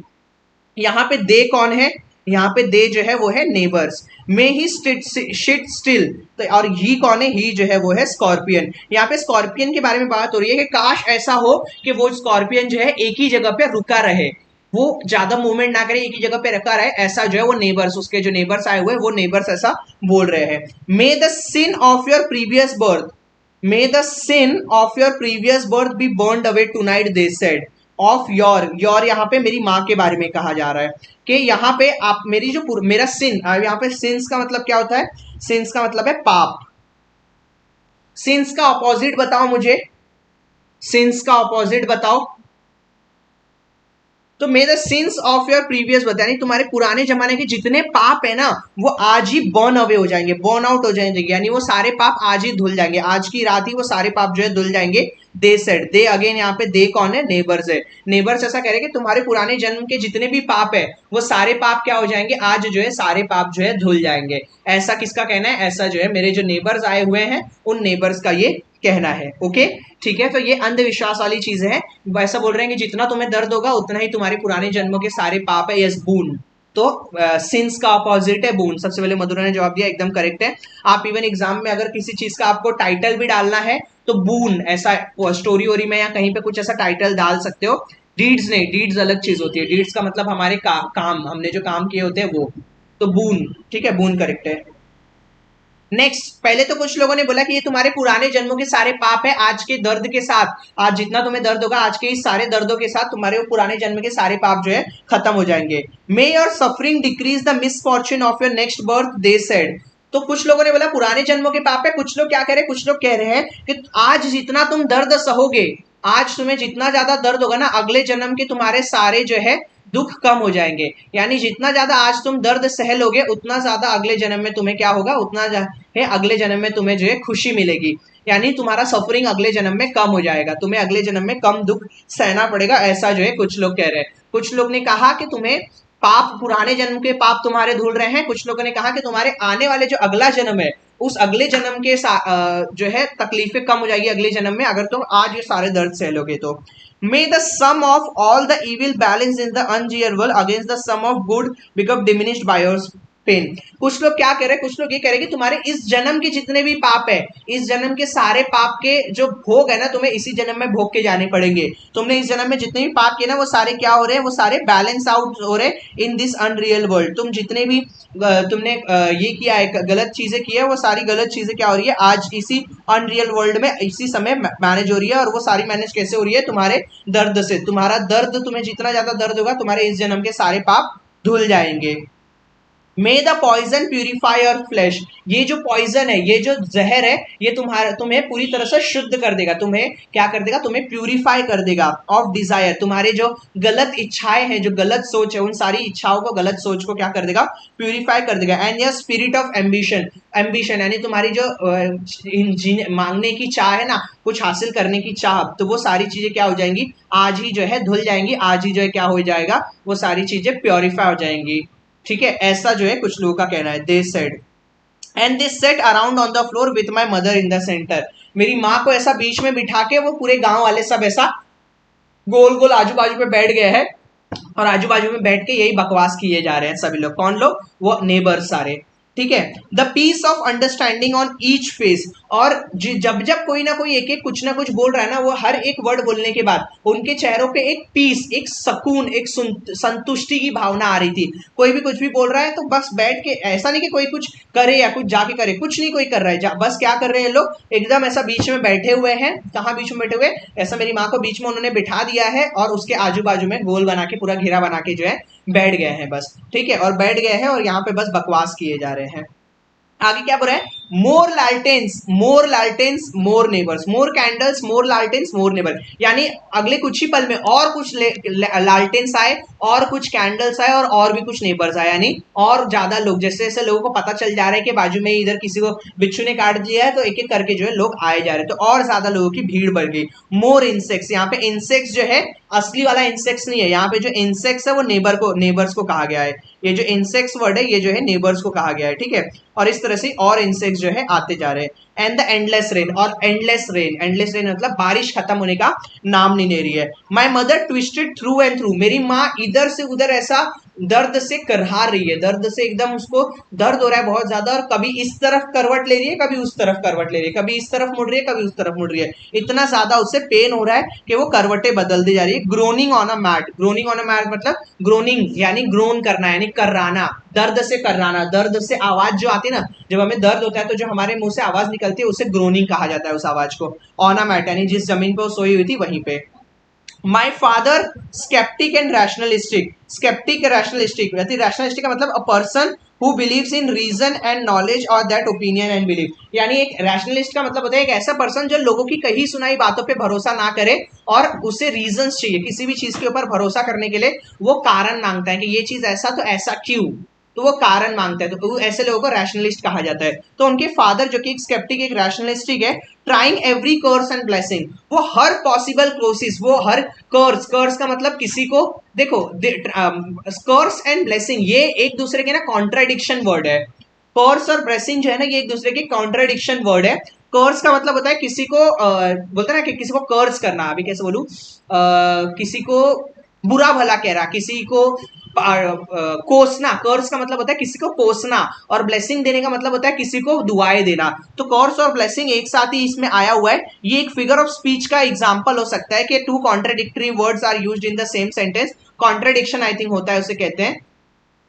तो जो है उसके फादर जितना कुछ कर सकते हैं, जितनी चीजें वो सारी चीजें कर रहे थे, वो हर कर्स कोशिश कर रहे थे, हर ब्लेसिंग कोशिश कर रहे थे, हर पाउडर जो भी मिक्सचर वगैरह, हर्ब्स मिक्सचर और हाइब्रिड यानी जो भी जड़ी बूटियां वगैरह बना सकते थे, वो सारी जड़ी बूटियों का इस्तेमाल करके और सब कुछ करके हर पॉसिबल कोशिश कर रहे थे ताकि उस माँ का जो है दर्द कम हो सके। He even poured a little paraffin, paraffin का मतलब होता है मिट्टी का तेल, पैराफिन का मतलब है मिट्टी का तेल। उन्होंने हर पॉसिबल कोशिश की, और उन्होंने क्या किया फिर, पैराफिन यानी मिट्टी का तेल, जहां पे उसने इस स्कॉर्पियन ने काटा था ना, वहां पे क्या हुआ, वहां पे उन्होंने पैराफिन यानी थोड़ा सा मिट्टी का तेल लगाया upon and bitten the toe and put a match to it, और वहां पे जो है मतलब वो मिट्टी का तेल गिराया और वहां पे माचिस जला दिया ताकि उसके आजू बाजू की चमड़ी जल जाए। अब ऐसा क्यों किया जाता है पता है, जब अगर मान लो किसी पर्टिकुलर जगह पे आपका जल जाए ना, कोई मतलब बॉडी का कोई भी स्किन अगर कहीं जल जाता ना, तो वहां का खून जम जाता है, यानी वहां पे ब्लड सर्कुलेशन बहुत ही स्लो हो जाता है। तो यहाँ पे उसने ऐसा क्यों किया, ताकि जिस पर्टिकुलर जगह पे बिच्छू ने काटा है तो वहां पे अगर वो पैराफिन गिरा के जला देगा ना उस पर्टिकुलर पार्ट को, तो क्या होगा, वहां का खून जम जाएगा। अगर खून जम गया ना तो जो ये है क्या बोलते हैं, क्या बोलते हैं यार, जो खून जो होता है ना वो फ्लो नहीं करेगा, तो जहर भी क्या हो जाएगा, उस खून में ही मिक्स है ना जहर भी, तो जहर भी वहां पे जम जाएगा और जहर इतना आसानी से पूरे बॉडी में फैलेगा नहीं। तो इसीलिए जो है इसने क्या किया, वहां पे जो है थोड़ा सा ऐसा ये गिरा के, क्या बोलते तेल गिरा के उस पर उसने आग लगा दी, ठीक है। I watch the flame feeding on my mother, और मैं बस देख रहा था कि किस तरह से वो फ्लेम यानी वो आग जो है मेरी माँ को जला रही है, किस तरह से वो आग जो है मेरी माँ को मतलब मेरी माँ के उस शरीर के भाग पे लगी हुई है, और कितनी माँ मेरी जो है दर्द में है। I watch the holy man perform his rites to tame the poison with an incantation, मैंने उस होली मैन को, एक उस इंसान को मैंने ये भी करते हुए देखा किस तरह से वो हर पॉसिबल राइट्स यानी हर पॉसिबल कोशिश कर रहा था, हर पॉसिबल रिचुअल कर रहा था, अब जो है वो परफॉर्म कर रहा था ताकि वो पॉइजन को रोक सके फैलने से, विथ एन इनकेंटेशन। इनकेंटेशन का मतलब है उसके पास जितना भी नॉलेज है, उसका जितना भी बिलीफ है, उसको जितना भी चीजें पता है, वो हर पॉसिबल चीजें कोशिश कर रहा था ताकि जो है वो क्या कर सके, उस जहर को रोक सके। After 20 hours it lost its sting. और लगभग 20 घंटों बाद फाइनली जो है क्या हुआ, 20 घंटों बाद जो है उस जहर का असर कम हुआ। 20 घंटों तक मेरी माँ दर्द में रहने के बाद फाइनली 20 घंटों बाद जो है मेरी माँ का दर्द कम हुआ।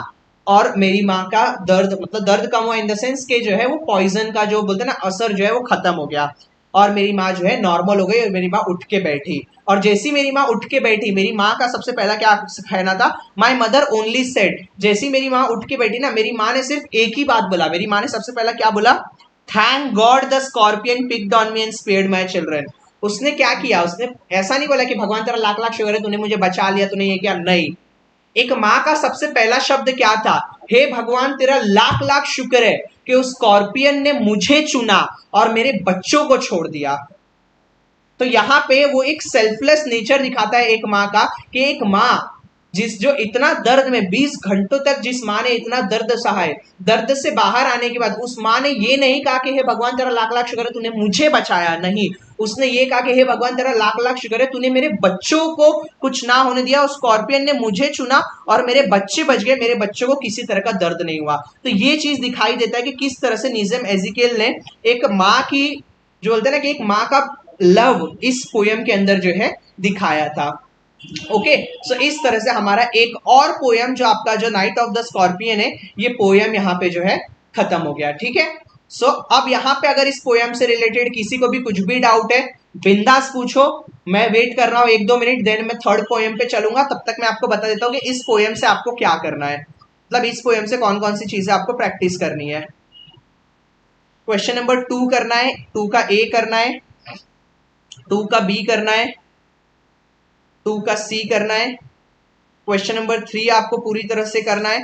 किसी को कुछ भी डाउट है फटाफट पूछ लो, मैं वेट कर रहा हूं, तब तक मैं आपको बता देता हूं। क्वेश्चन नंबर 4 करना है, क्वेश्चन नंबर 5 करना है, 6 तो बहुत ही ज्यादा इंपॉर्टेंट है, 6 का ए बी दोनों ही करना है आपको अच्छी तरह से।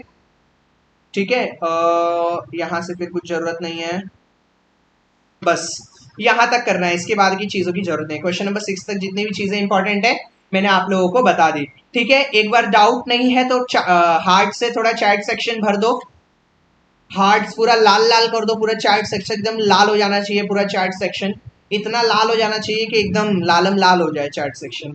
ठीक है, फटाफट लाल करो चैट सेक्शन को, और अगर किसी को डाउट होगा तो वो डाउट भी पूछ लो। देन हम लोग चल रहे हैं अपने नेक्स्ट पोएम के ऊपर 3.4। 3.4 में तो ज्यादा टाइम नहीं लगेगा, 3.4 अब पढ़ा। अब इसके बाद के पोएम हो गए, अब इसके बाद के तीनों पोएम 15-15 मिनट में खत्म हो जाएंगे, इसके बाद के पोएम्स में टाइम नहीं लगेगा आप लोगों को। जरा फटाफट चैट सेक्शन लाल करो।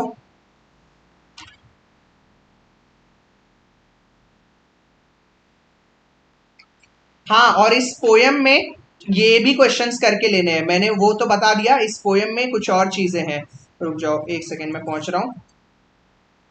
हाँ, एक्सरसाइज के साथ साथ इस पोएम के यहाँ के देखो, ये जो क्वेश्चंस है ना, जो 5 मार्क के लिए आता है ना, तो पहला क्वेश्चन 2 मार्क के लिए आएगा, दूसरा क्वेश्चन जो 2 मार्क के लिए आएगा ना, इन्हीं में से कोई क्वेश्चन आएगा। जो यहाँ के जो क्वेश्चन टिक कर रहा हूं मैंने, फ्रिज क्वेश्चन जिसे मैं हमेशा बोलता हूँ, ये जो फ्रिज क्वेश्चंस है, इन्हीं फ्रिज क्वेश्चंस में से कोई क्वेश्चन 2 मार्क के लिए वहां पे पूछेंगे वो लोग। तो ये फ्रिज क्वेश्चंस आपको पता होने चाहिए, इसके भी आंसर्स आपको देख के लेना है। कहाँ आंसर मिलेगा मैंने बताया हुआ है ऑलरेडी, वो मराठी बुक्स जो ऐप है वहां पे जाओ, वहां पे आपको सारे आंसर जो है बहुत इजीली जो है अवेलेबल हो जाएंगे। ठीक है, चलो, so what it means diminish, diminish का मतलब होता है कम होना।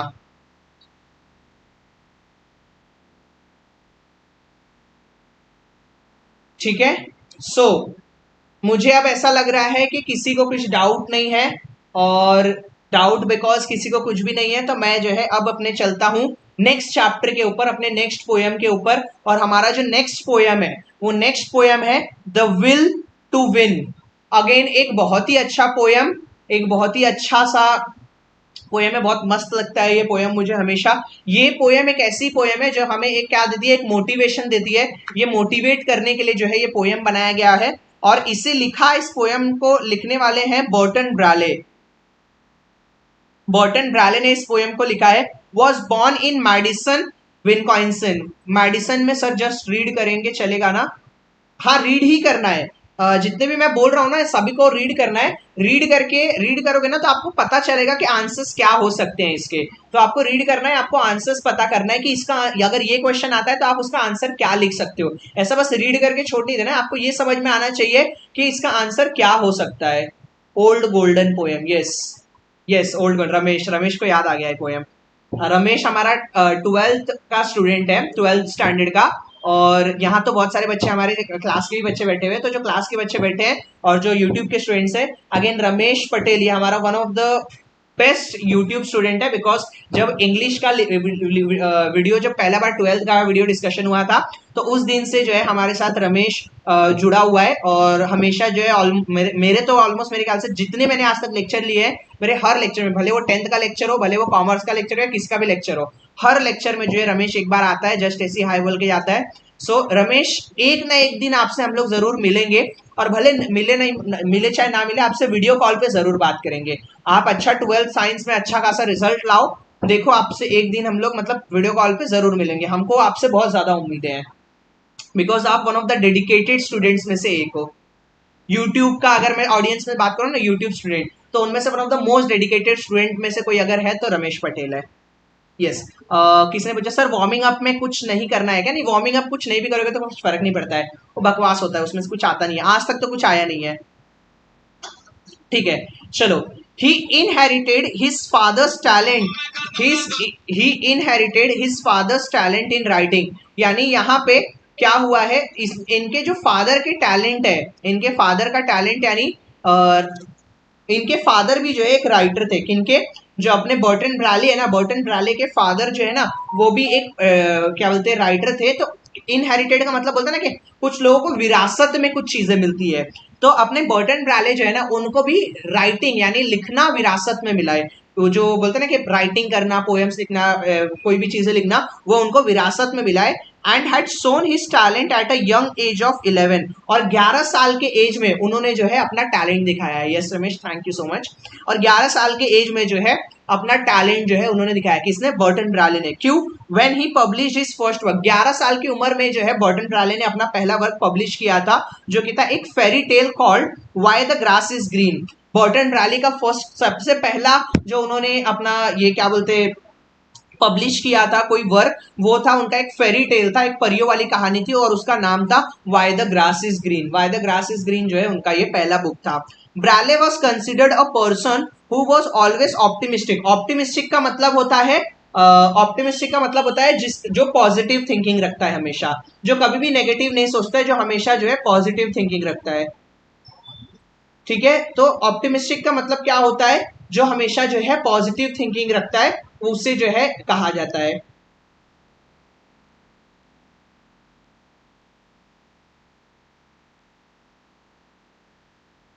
ठीक है, तो बर्टन ब्राले एक ऑप्टिमिस्टिक थे, एक ऐसे पर्सन थे who always optimistic, who was always optimistic. Optimistic का मतलब होता है पॉजिटिव थिंकर, जो हमेशा पॉजिटिव सोचे।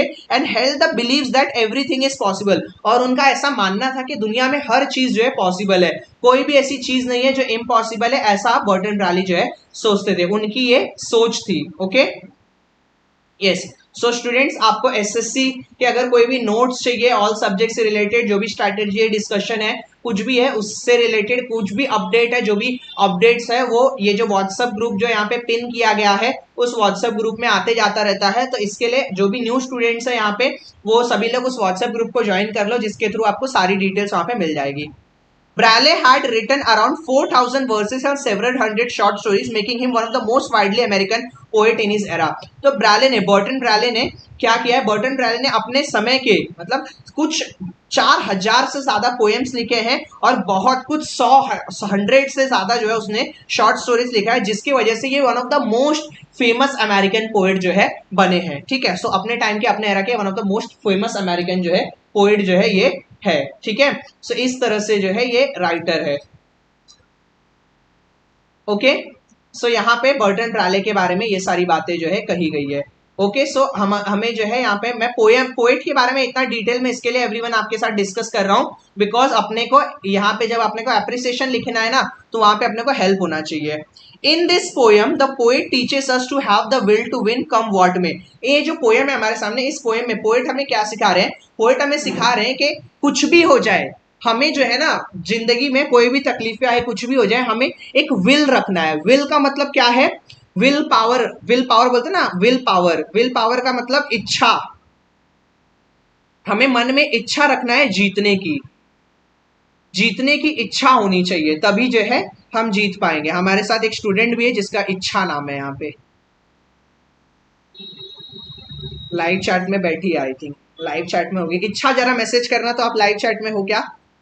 तो हमारे हाँ मैं ये कह रहा था कि मन में विल होना चाहिए, इच्छा होनी चाहिए कोई भी चीज हासिल करने की। In this poem the poet teaches us the poet teaches us to have the will to win come what may, यानी हमें कुछ भी आ जाए जिंदगी में, कोई भी तकलीफें आ जाए, कुछ भी हो जाए, हमें जो है मन में इच्छा रखनी चाहिए, हमें मन में हार नहीं मानना चाहिए और हमें कॉन्फिडेंट इनफ रहना चाहिए उस चीज को हासिल करने के लिए। ठीक है, चलो अब ये था आपके पोएम के बारे में और आपके पोएट के बारे में। अब आता हूं मैं पोएम के ऊपर। 10-12 मिनट लगेगा, पोएम खत्म हो जाएगा।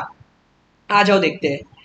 ये आपके लिए है, अभी उनके लिए खास करके है जिनका थोड़ा मराठी का पोएम जो है थोड़ा बहुत खराब हुआ है। यस, तो मराठी का पेपर जिनका थोड़ा बहुत खराब हुआ है ना, उनके लिए जो खास करके ये पोएम है, आप लोग और ज्यादा मोटिवेटेड रहोगे। यस यस, अंकिता जी है वो। यस, अंकिता जी। जी माने, जी माने जरा कोई मेरे को बताओ, जी माने क्या होता है? हमारा टैगलाइन है अंकिता जी, जी माने जीनियस। तो यहाँ पे हम लोग ये पोएम देख रहे थे, आ जाओ देख लेते हैं। तो यहाँ पे क्या बोला है? If you want a thing bad enough go for it and fight for it. अगर आपको कोई चीज बहुत ज्यादा शिद्दत से चाहिए, कोई चीज आप बहुत ही ज्यादा शिद्दत से, बहुत ही ज्यादा अगर आपको चाहिए ना वो चीज, के आपने ठान के रखे कि हाँ मुझे ये चीज चाहिए ही चाहिए, गो फॉर इट। आप उस चीज को पाने के लिए जाओ, फाइट फॉर इट, उस चीज के लिए लड़ो। आपको अगर कोई चीज चाहिए जिंदगी में तो आपको ऐसा हाथों हाथ ला के नहीं मिलेगी। अगर आपको जिंदगी में कोई चीज चाहिए तो आपको उसके लिए लड़ना पड़ेगा, आपको उसके लिए क्या करना पड़ेगा? आपको उसके लिए मेहनत करना पड़ेगा। वर्क फॉर, रुक जाओ, हाँ, work day and night for it. आपको दिन रात उस चीज के लिए पढ़ना पड़ेगा। सर प्लीज से इशिता प्रभुनी, इशिता प्रभुनी ये क्या है? अच्छा आपका नाम है क्या? सुखदा प्रभुनी, ओके। प्लीज से Ishita Prabhune, okay. Hello Ishita. So work day and night for it. अगर आपको कोई चीज बहुत ही ज्यादा बुरी तरह से चाहिए और आपको चाहिए कि मुझे ये चीज चाहिए ही चाहिए, तो उसके लिए उठो, रुको मत, दौड़ो, लड़ो, आगे बढ़ो। गिव अप योर टाइम, अपना टाइम गिव अप कर दो। टाइम के बारे में फिक्र मत करो कि रात के 1 बज रहे हैं या रात के 2 बज रहे हैं या रात के 4 बज रहे हैं। एंड योर पीस, भूल जाओ शांति अशांति, छोड़ दो सारी दुख तकलीफें और अपनी नींद को। एंड स्लीप फॉर इट, अपनी नींद को छोड़ दो, अपनी नींद भूल जाओ, नींद छोड़ दो, जागो मत, पूरा पूरा रात जागो, पूरा पूरा मेहनत करो, लड़ो उसके लिए। आप उसके लिए पीछे मत हटो और जाके जो है क्या करो, उस चीज को हासिल करो। If you all that you dream, अगर वही आपका सपना है, वही आपका ड्रीम है, एंड स्कीम, स्कीम मतलब plan, is about it and life, अगर वही आपका ड्रीम है, वही आपका प्लान है, तो उसके लिए उठो और मेहनत करना शुरू करो। सीम्स यूजलेस, जब तक वो चीज आपको मिल ना जाए तब तक आपकी जिंदगी आपको यूजलेस लगनी चाहिए। एंड वर्थलेस, और उस आपकी जिंदगी का आपको ऐसा लगना चाहिए कि मेरी जिंदगी का क्या ही मतलब है जब तक ये चीज मुझे जिंदगी में हासिल ना हो जाए। तो जब तक आपको वो चीज हासिल नहीं होती है, उठो, भागो, दौड़ो, भाग नहीं सकते हो चलो, चल नहीं सकते हो रेंगो, रेंग नहीं सकते हो घसको, लेकिन रुको मत, भागते रहो, उड़ते रहो। If you gladly sweat for it, अगर पूरी शिद्दत से आप उसके लिए पसीना बहा रहे हो, फ्रेट फॉर इट, आप उस चीज के लिए जो आपका मकसद है, उस चीज के लिए अगर आप फ्रेट कर रहे हो, चिंता कर रहे हो, प्लान फॉर इट, अगर आप उस चीज का प्लानिंग कर रहे हो, and lose all your terror of the opposition for it, तो अपना सारा का सारा डर छोड़ दो, अपना सारा का सारा जो है कि मैं हार जाऊंगी या मैं हार जाऊंगा या मुझे उस चीज का डर है, इस चीज का डर है, अपना सारा का सारा डर छोड़ दो और उससे लड़ने के लिए तैयार हो जाओ। If you simply go after that thing that you evolve with all your capacity, strength and सैगेसिटी, faith, hope and confidence and stern for it, अगर आपको सिंपली वो चीज चाहिए ही चाहिए तो अपनी सारी कैपेसिटी लगा दो, जितना आपकी कैपेसिटी, अपनी पूरी कैपेसिटी से मेहनत करो, जितना आपका स्ट्रेंथ है, जितनी आपकी ताकत है, पूरा ताकत लगा दो, जितना आपका सेगिसिटी है, जितनी आपकी विजडम है, जितना आपका जजमेंट है, जितना आप सोच सकते हो, जितना आपका विश्वास है, जितना आपका होप है, जितने आपके अंदर इच्छा है, जितनी आपके अंदर चाहत है एंड कॉन्फिडेंस, जितना आपके अंदर कॉन्फिडेंस है, जितना अंदर आपके सोच है, स्टर्न फॉर इट टेनिसिटी, उस चीज को हासिल करने के लिए पूरा दम लगा दो, रुको मत, रुको मत और भागते रहो, उस चीज को हासिल करो, सो मत पूरी पूरी रात।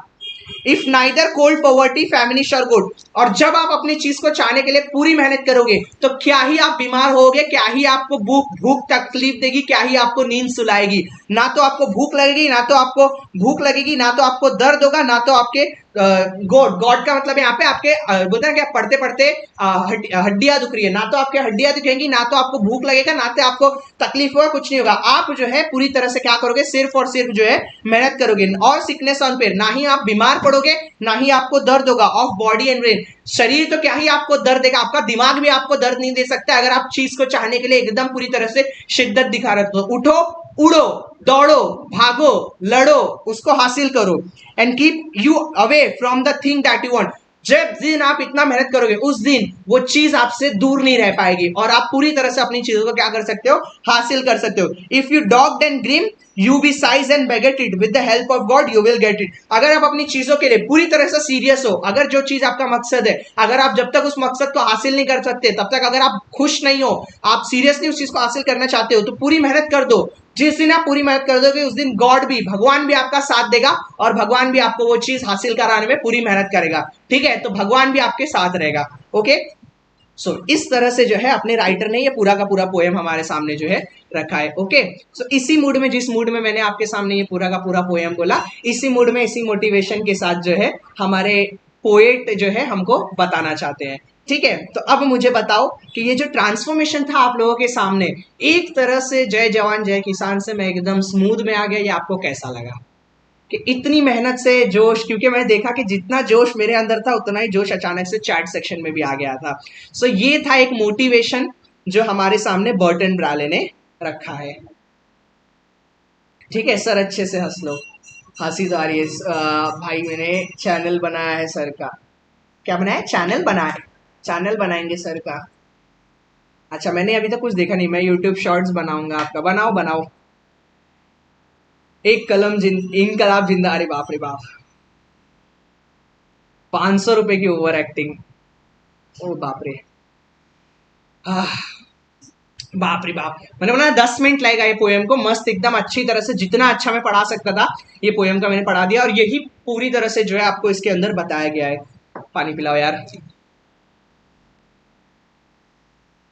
चलो बताओ कैसा लगा ये पोएम?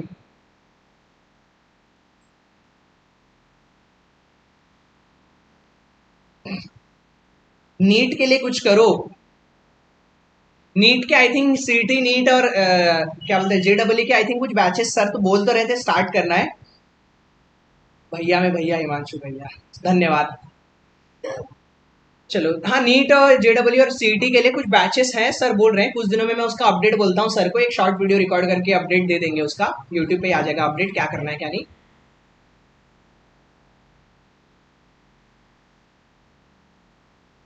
अचानक से वॉचिंग भी बढ़ गई, लगता है सब लोग बोल दिए कि जाओ सर को देखो, सर थोड़ा पगला गए।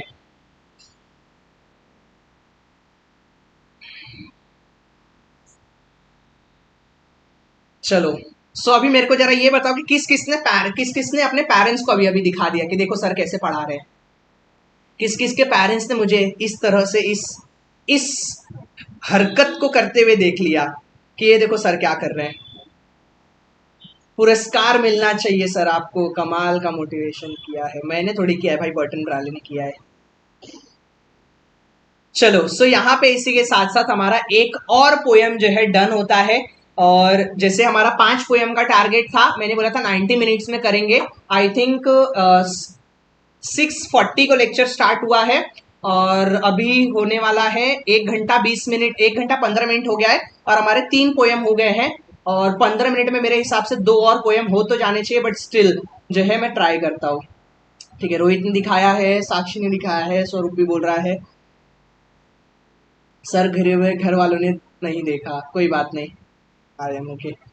चलो इसी के साथ हमारा एक और जो है चैप्टर पोयम यहाँ पे डन हो गया। 5 पोयम का टारगेट था, 5 में से जो है यहाँ पे हमारे सामने 8:30 तक कोशिश रहेगा कि बचे हुए 2 पोयम भी डन हो जाए और 8:30 से हम लोग जो है अपना राइटिंग स्किल के ऊपर चल दे। तो यहाँ पे अगर आपको कुछ सर मेरे घर वाले ने नहीं लिखा, ओके, अगर आपको अभी भी कुछ डाउट है तो आप डाउट अपने पूछ लो, तब तक मैं आपको ये बता देता हूँ कि इस चैप्टर में से करना क्या है। ठीक है, एक्सरसाइज में से इस चैप्टर का क्या करना है मैं वो आपको टिक करवा देता हूँ, तब तक आप लोग अपने डाउट्स पूछ लो, मैं वेट कर रहा हूँ। ठीक है, तो क्वेश्चन नंबर 1 का ए करना है और क्वेश्चन इसका इसका तो ये है स्कीम मीन हियर, स्कीम का मतलब यहाँ पे है प्लान ऑफ एक्शन। इसका आंसर मैंने ही बता दिया है। स्कीम का आंसर मतलब क्या है, सर आप करो दोगे पूरा पोर्शन, आप झुकोगे नहीं। हाँ, अपन झुकता नहीं है भाई, वैसे भी भाई पुष्पा का लड़का है अपन, झुकता नहीं है। और ऊपर से आज पुष्पा का एनिवर्सरी भी है। मेरी मम्मी पापा का आज ये है क्या बोलते हैं 27th एनिवर्सरी है, मैरिज एनिवर्सरी। तो पुष्पा का तो आज एनिवर्सरी, आज तो झुकना बनता भी नहीं है। ठीक है, चलो तो यहाँ पे आपको क्वेश्चन नंबर 1 का ए, 1 का सी करना है। उसके बाद ये करना है, एफ करना है। यस, रुद्र के भी घर वालों ने देखा। फिर ये करना है, जी करना है, जी भी करना है। देन क्वेश्चन नंबर 3 करना है। Then list carefully whether state true और फॉल्स। क्वेश्चन नंबर 4 करना है। मॉम भी लाइक, मैं कौन हूं फिर, मॉम पुष्पा है भाई। क्वेश्चन नंबर 5 करना है। क्वेश्चन नंबर 4 हो गया, क्वेश्चन नंबर 5 यहाँ पे टिक मार्क करवा दिए। अगर आप लोग टेक्स्ट बुक लेके बैठे हो तो टिक मार्क कर लो। क्वेश्चन नंबर 1 का ए, सी, ई, जी करना, एफ जी करना है। क्वेश्चन नंबर 3 करना है, 4 करना है, पार्टी पार्टी मेरे को ही नहीं मिला अभी तक, 5 करना है, 6, 7, 8 इतना करना है। ठीक है, सो यहाँ से ये सारी चीजें इस चैप्टर से करनी है। सर आपका नेटवर्क प्रॉब्लम है, नेटवर्क प्रॉब्लम नहीं, मेरा नेटवर्क सही है। आज की पार्टी मास्टर सर की तरफ से नहीं भाई, अपन पार्टी वार्टी नहीं देते। पार्टी ये दगाबाज बैठा है ना, रोहित है ना इधर, दगाबाज इधर है रोहित, डोंट वरी। उसको बोला था, याद करो, मैंने बोला था कि 50% मैं कंट्रीब्यूट करता हूँ, सबको पार्टी देते, लेकिन पार्टी नहीं दिया था रोहित ने। है कि नहीं रोहित, है लेक्चर में है कि चला गया? जिस दिन रिगिता का बर्थडे था, जिस दिन ये मारल के बैच ने पार्टी लिया था, उस दिन ही रोहित का भी बर्थडे था। उसी दिन मैंने यूएनआर बैच को बोला था कि 50% मैं कंट्रीब्यूट करता हूँ, पार्टी देता हूँ। ये दगाबाज ने 50% कंट्रीब्यूट, फिर मैंने बोला 60% देता हूँ मैं, तब कर दो कंट्रीब्यूट। 60% मैं कंट्रीब्यूट करता हूँ, 40% कर दे, तो भी नहीं किया था। और जाके बाद में कैफे में पार्टी करके आया था। जरा रोहित दगाबाज है कि जरा नारे चला दो तो। है कि नहीं रोहित, गया के है लेक्चर में? Rohit, where are you mister अदक?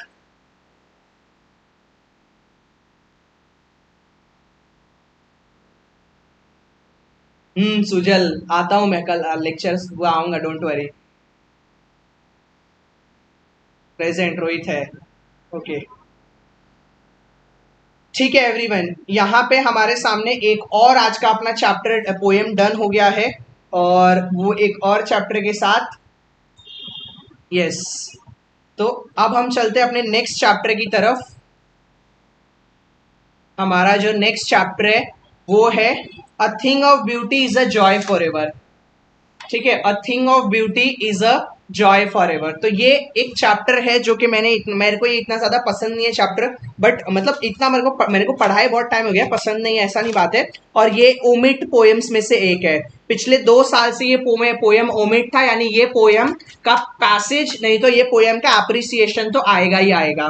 Okay, सो ये ध्यान देना है आपको, उस हिसाब से अपने को ये पोएम के ऊपर ध्यान रखना है, क्योंकि ये पिछले 2 साल से ओमिट था ये पोएम। तो इसलिए या तो इसका पैसेज आएगा या तो इसका लेसन आएगा। ठीक है, इसका पैसेज आएगा या तो इसका अप्रिसिएशन आएगा, तो अपने को अच्छी तरह से जो है इसको ध्यान रखना है। ठीक है, सुजल आते हैं, मिलते हैं, कल मिलते हैं। चलो, ओमिट है ये ओमिट था, हाँ पहले ओमिट था, अब ओमिट नहीं है, इस साल से है ये। तो a thing of beauty is a joy for ever. अब ये जो पोयम है ना, ये पोयम एक बहुत अच्छा सा पोयम है। इसमें ये बोला ना कि एक पल की खुशी आपको एक पल का कैसे बोलते हैं, एक पल का सुख आपको जिंदगी भर की खुशी दिला सकती है। हाँ, ऐसी बात सही है, ऐसा सर ने लेक्चर में लगा। हाँ, ठीक है। तो एक पल का सुख आपको जिंदगी भर की खुशी दिला सकती है, इस लाइन का मतलब ये है। तो अगर आपने, जैसे अगर आप लोगों ने कभी बचपन में कभी हिल स्टेशन घूम के आए रहोगे, तो हिल स्टेशन अगर कभी गए रहोगे ना, तो मतलब एक दो हफ्ते तक ना वो हिल स्टेशन के घूमने से आप बाहर नहीं निकलते कंटिन्यूसली, बिकॉज हमने उधर इतना मजा किया होता है ना जाके, वो ऐसा लगता है ना कि यार कितना मजा आया था, कितना ज्यादा एंजॉय हुआ था। तो वो एक दिन की खुशी जो है वो दिमाग से जाती नहीं और कंटिन्यूसली हमको वो चीजें याद आती रहती है। तो वही चीज के बारे में यहाँ पे बोला है कि a thing of beauty is a joy for, यानी एक पल की खुशी जो है हमें काफी लंबे समय तक का जॉय जो है दे सकती है। ठीक है, तो यहाँ पे हमें उस चीजों के बारे में बात की गई है। जॉन कीट्स के द्वारा लिखा हुआ ये जो ये है कोट है, an English poet was also one were the most popular of all British romantic poet। ये जो जितने भी ब्रिटिश रोमांटिक पोएट्स है उनमें ये one of the most popular poet में से एक है, और ये एक इंग्लिश पोएट है, John Keats. His poems are characterized by imaginary from nature that appeal to one senses। इनके कैरेक्टरिस्टिक्स ये है कि ये इमेजिनरी पोएम्स लिखते हैं, यानी इनके पोएम्स में काफी ज्यादा इमेजिनेशन रहता है और बहुत अच्छा खासा जो है ये नेचर को रिलेट करवाते हैं अपने पोएम्स में, जिससे कि वो पोएम बहुत ज्यादा अपीलिंग लगता है और किसी को भी वो बहुत इजीली जो है सेंसेस फील हो जाता है। The present poem is the first stanza of a longer poem Endymion based on the Greek mythology. The first line has become proverbial. देखो, ग्रीक माइथोलॉजी जैसे अपनी इंडियन माइथोलॉजी ना, रामायण महाभारत, ये माइथोलॉजिकल स्टोरीज है अपनी। इंडियन माइथोलॉजिकल स्टोरीज है रामायण महाभारत, उसी तरह से जो ग्रीक माइथोलॉजी है ना, ग्रीक लोगों, ग्रीस जो कंट्री है, ग्रीस लोगों की जो कंट्री है, उनकी जो ग्रीक लोगों की जो माइथोलॉजी है, उनकी ग्रीक माइथोलॉजी के ऊपर बेस्ड एक उनकी बहुत बड़ी पोयम है। उनकी जो पोयम है उस पोयम का नाम है एंडीमियन। उस एंडीमियन का पहला स्टैंजा है ये, पहला स्टैंजा यानी पहला पैराग्राफ है ये, पहला बोला स्टैंजा, एक पैरा, दो पैरा, तीन पैरा, वैसा। तो ये पहला स्टैंजा है उस एंडीमियन, जो एक बहुत बड़ा पोएम है, उस एंडीमियन का पहला स्टैंजा है ये। और उस पहले स्टैंजा की पहली लाइन जो है, a thing of beauty is a joy for ever, ये एक प्रोवर्बियल बन चुका है। प्रोवर्बियल मतलब एक बहुत अच्छा एक कहावत बन गया है, ये प्रोवर्ब बन चुका है ये। The poem was first published in 1818। पहली बार जो ये पोयम था एंडीमियन, ये कब पब्लिश हुआ था? ये 1818 में, 1818 में जो ये पहली बार पब्लिश हुआ था। ठीक है, चलो आ जाओ। सो अब जो है फाइनली हम पोयम को स्टार्ट करते हैं। इसको भी 10-15 मिनट लगेगा मुश्किल से, फटाफट खत्म हो जाएगा। आओ देखते क्या बोला है। A thing of beauty is a joy for ever. एक खूबसूरत चीज हमें काफी लंबे समय तक की जो है जॉय दे सकती है। जॉय मतलब खुशी दे सकती है। It's loveliness increases. समय के साथ साथ उस पर्टिकुलर याद की हमें क्या होती है, हमारी उस पर्टिकुलर याद की जो बोलते हैं ना खूबसूरती जो है वो समय के साथ साथ बढ़ते जाती है। जैसे यहाँ पे हर जितने भी यहाँ पे जितने भी लोग बैठे हैं सबका फेयरवेल हो चुका है। अब जब फेयरवेल का दिन था तो सब जितने भी लड़के थे वो किसी न किसी को ढूंढ रहे थे, किसी न किसी को साड़ी में ढूंढ रहे थे। इन सभी लोगों की नजरें ढूंढ रही थी किसी को साड़ी में, और ये जितनी भी लड़कियां यहाँ पे बैठी है उन सबकी नजरें किसी ना किसी को ढूंढ रही थी, एकदम बोलते ना ब्लेजर वगैरह में और एकदम सूट बूट रेडी में। तो वो इससे वो नजरें ढूंढ रहे थे ना, क्योंकि वो नजरें कैसा, वो बस एक थिंग चाहती है, एक ब्यूटी की, यानी एक खूबसूरती की कुछ पल चाहती है। खूबसूरती के वो 2 पल जिंदगी भर का खुशी दे सकता है आपको, और वही नजरें सबको ढूंढ रहे थे। तो और वो चीजें कैसा समय के साथ साथ बढ़ती है। अब आपको तो नहीं पता लेकिन मुझे बहुत अच्छे से पता है, क्योंकि मैंने भी ढूंढा था जब मैं 10वीं में था। बस फर्क इतना है कि मुझे 10वीं में हुए बहुत साल हो चुका है, तो मुझे तो वो जॉय आज तक है। ठीक है, तो it will never pass into nothingness, यानी कभी भी वो चीज, हम ब्लेजर में था, ठीक है आप ब्लेजर में थे, कुछ एक्सेप्शन है सर, आदित्य एक्सेप्शन है, ओके ठीक है आदित्य एक्सेप्शन है। तो साधु बेला में किसको ढूंढेंगे? बोला ना आदित्य ने कुछ एक्सेप्शन है, उसने आपके लिए ही बोला था एक्सेप्शन, साधु बेला वालों के लिए ही बोला था एक्सेप्शन। अब ऐसे अभी सेक्शन 377 भी हट चुका है, साड़ी वालों को भी ढूंढ सकते हैं, ऐसा कोई दिक्कत नहीं है। ठीक है, तो वो जो जॉय है वो खुशी है ना, कभी भी नथिंगनेस में नहीं जाएगी। नथिंगनेस का मतलब है कि पूरी तरह से खत्म नहीं हो सकती, कहीं ना कहीं आपके कहीं ना कहीं माइंड में किसी न किसी जगह पे वो जॉय हमेशा आपके साथ रहती है। But still will keep a bower quiet for us and a sleep, यानी कहीं ना कहीं आपके मन ही मन में वो खुशी, वो जॉय, वो खूबसूरती, वो यादें आपके मन में वो रहती ही रहती है और वो आपको याद रहता है। Full of sweet dreams. Full of sweet dreams मतलब वो इतनी खूबसूरत यादें हैं, कोई भी यादें हों दो, भले आपके वो फ्रेंड्स के साथ गुजारे हुए कुछ पल हो, जो जैसे अभी आप ही लोगों के साथ है, अभी आप लोगों का दोनों जगह का बैच है, मारल का बैच है, एक नंबर का बैच है, जितना इंजॉयमेंट मैंने आप लोगों के साथ किया है उतना इंजॉयमेंट मैंने किसी के साथ नहीं किया है। अब एक दिन मतलब मतलब कुछ दिनों से मैं एकदम ऐसा हो गया हूँ कि मतलब मेरे को बहुत ऐसा अजीब लग रहा है कि यार कुछ दिनों में ये बैच खत्म हो जाएगा और उसके बाद मेरे दिन कैसे कटेंगे। मेरे को सबसे बड़ा टेंशन ये हो रहा है कि यार जब मतलब मुश्किल से 10-15 दिन बाकी है, और 10-15 दिन बाद जब आप लोग सब लोग कहीं ना कहीं जा चुके रहोगे, सब कुछ ना कुछ करते रहोगे, तो ये दिन कटेंगे तो मेरे कटेंगे कैसे? बिकॉज के साथ मैं 2 साल से आप लोगों के साथ हूँ। बहुत सारे ऐसे स्टूडेंट्स हैं जिन लोगों को मैं 2 साल से पढ़ा रहा हूँ, पूरा 9th मैंने पढ़ाया, पूरा 10th मैंने पढ़ाया। वो 2 साल से जो मैं आपके साथ हूँ, मेरे टाइम और मेरा दिन कटेगा तो कटेगा कैसे? तो वो एक कैसा वो होता ना, मैं भले कुछ जाऊं ना जाऊं, मैंने कुछ यादें रखी है अपने पास, फुल ऑफ ड्रीम्स, और उन्हीं चीजों को मैं अपने सपनों में कहीं ना कहीं याद रखूंगा हमेशा। आप लोगों का वो मतलब केयर करना, आप लोगों से बात करना, आप कुछ कुछ ऐसे स्टूडेंट्स हैं जिनके साथ मैं लेक्चर में ही पूरा बहस करता हूँ एकदम, उन्हीं को सुना देता हूँ, कभी ताने देता हूँ, कभी सरकास्टिक होता हूँ, तो वो सब कुछ मेरी यादें और हमेशा जो है मुझे वो बहुत ज्यादा याद रहेगा। And health and quite breathing, मतलब जब जब हम सांस लेंगे, जब तक हमारी हेल्थ अच्छी है, तब तक ये यादें जो है हमारे साथ जो है बनी हुई है। Therefore on every morrow, morrow का यहाँ पे मतलब क्या है? फॉलोइंग डे, हर अगले दिन। On every morrow are we breathing, are we breathing मतलब हम हर हर समय, हर अगले दिन कुछ नई नई चीजें जो है क्या करते, कवर करते, कुछ नई नई यादें, कुछ नई नई डिस्कवरीज, कुछ नई नई एक्सपीरियंसेस हम जो है याद रखते हैं। A flowery band to bind us to the earth, एक फ्लावरी बैंड, हाँ सर अब रोना मत भाई, रोएंगा नहीं अपन, पुष्पा का लड़का है। तो a flowery band to bind us with the earth, तो एक फ्लावरी बैंड कहीं ना कहीं एक, तो एक फ्लावरी बैंड है, यानी कहीं ना कहीं जो है ये चीजें हैं हमारे साथ कि वो फूलों के जैसे, एक बोलते ना कि एक बहुत पतला सा धागा होता है, फूल कैसे एकदम नाजुक होते हैं, तो वो कुछ नाजुक गांठ है, वो कुछ नाजुक बोलते ना कि रस्सियां हैं, जिन रस्सियों से हम इसमें बंधे हुए हैं, इस अर्थ पे बंधे हुए हैं, और उसी तरह से वो यादें हैं हमारे साथ। एक पल में हम चाहे ना तो अपना रिश्ता किसी से भी खराब कर सकते हैं, और एक पल में चाहे तो हम अपना रिश्ता किसी से भी अच्छा बना सकते हैं। और रिश्ता अच्छा होना और खराब होने में बस वो एक पतले से धागे का ये है, जैसे ही वो पतले से धागा हमारा वो टूटेगा, हमारा रिश्ता जो है खराब हो जाता है। पुष्पा तो रोया था पिक्चर में, अपन नहीं रोएगा ना बता। स्पाइट ऑफ डेस्पोडेंस, डेस्पोडेंस मतलब desire to offend, annoy something, यानी किसी को ऑफेंड करना, किसी को अनॉय करना, अनॉय करना मतलब किसी को तकलीफ देना, या फिर मन में इच्छा रखना किसी को ऑफेंड करने का। ऑफेंड करने का मतलब किसी को बुरा फील कराने का, किसी को मजबूर करने का, ये सारी चीजें हमारे अंदर नहीं आती है। ऑफ द इनह्यूमन दर्द, ये इनह्यूमन दर्द यानी ये सारी ऐसी चीजें हैं जो है हम एज अ इंसान हम अपने अंदर नहीं रखना चाहते हैं। ऑफ नोबल नेचर, हम बस इस नेचर को याद रखना चाहते हैं, हम बस इस नोबल में रहना चाहते हैं। Of the gloomy days, gloomy days मतलब अगर हमारे दिन अच्छे हैं या फिर हमारे दिन बेकार है, तो हमें हमारे अच्छे और बुरे दिन में बस हमें अपने अच्छे दिनों को याद रखना है, हमें कभी भी जो है अपने बुरे दिनों को इतना ज्यादा तवज्जो नहीं देना है। Of all the unhealthy and over darkened ways, हम भले ही कितने ही अनहेल्दी हो, हम भले ही कितने ज्यादा दिक्कतें में हो, या फिर हम भले ही कितने ही ज्यादा अंधकार में हो, हमें अपने उस अंधकार में भी हमें अपने अच्छे दिनों को याद करना है। जब जब हम उन अच्छे दिनों को याद करेंगे, तब तब जो है हम बेटर फील करेंगे, बेटर वे से सोच पाएंगे। मेड ऑफ आवर सर्चिंग, हमें एक नया रास्ता मिलेगा जब हम अच्छी चीजों के बारे में सोचेंगे।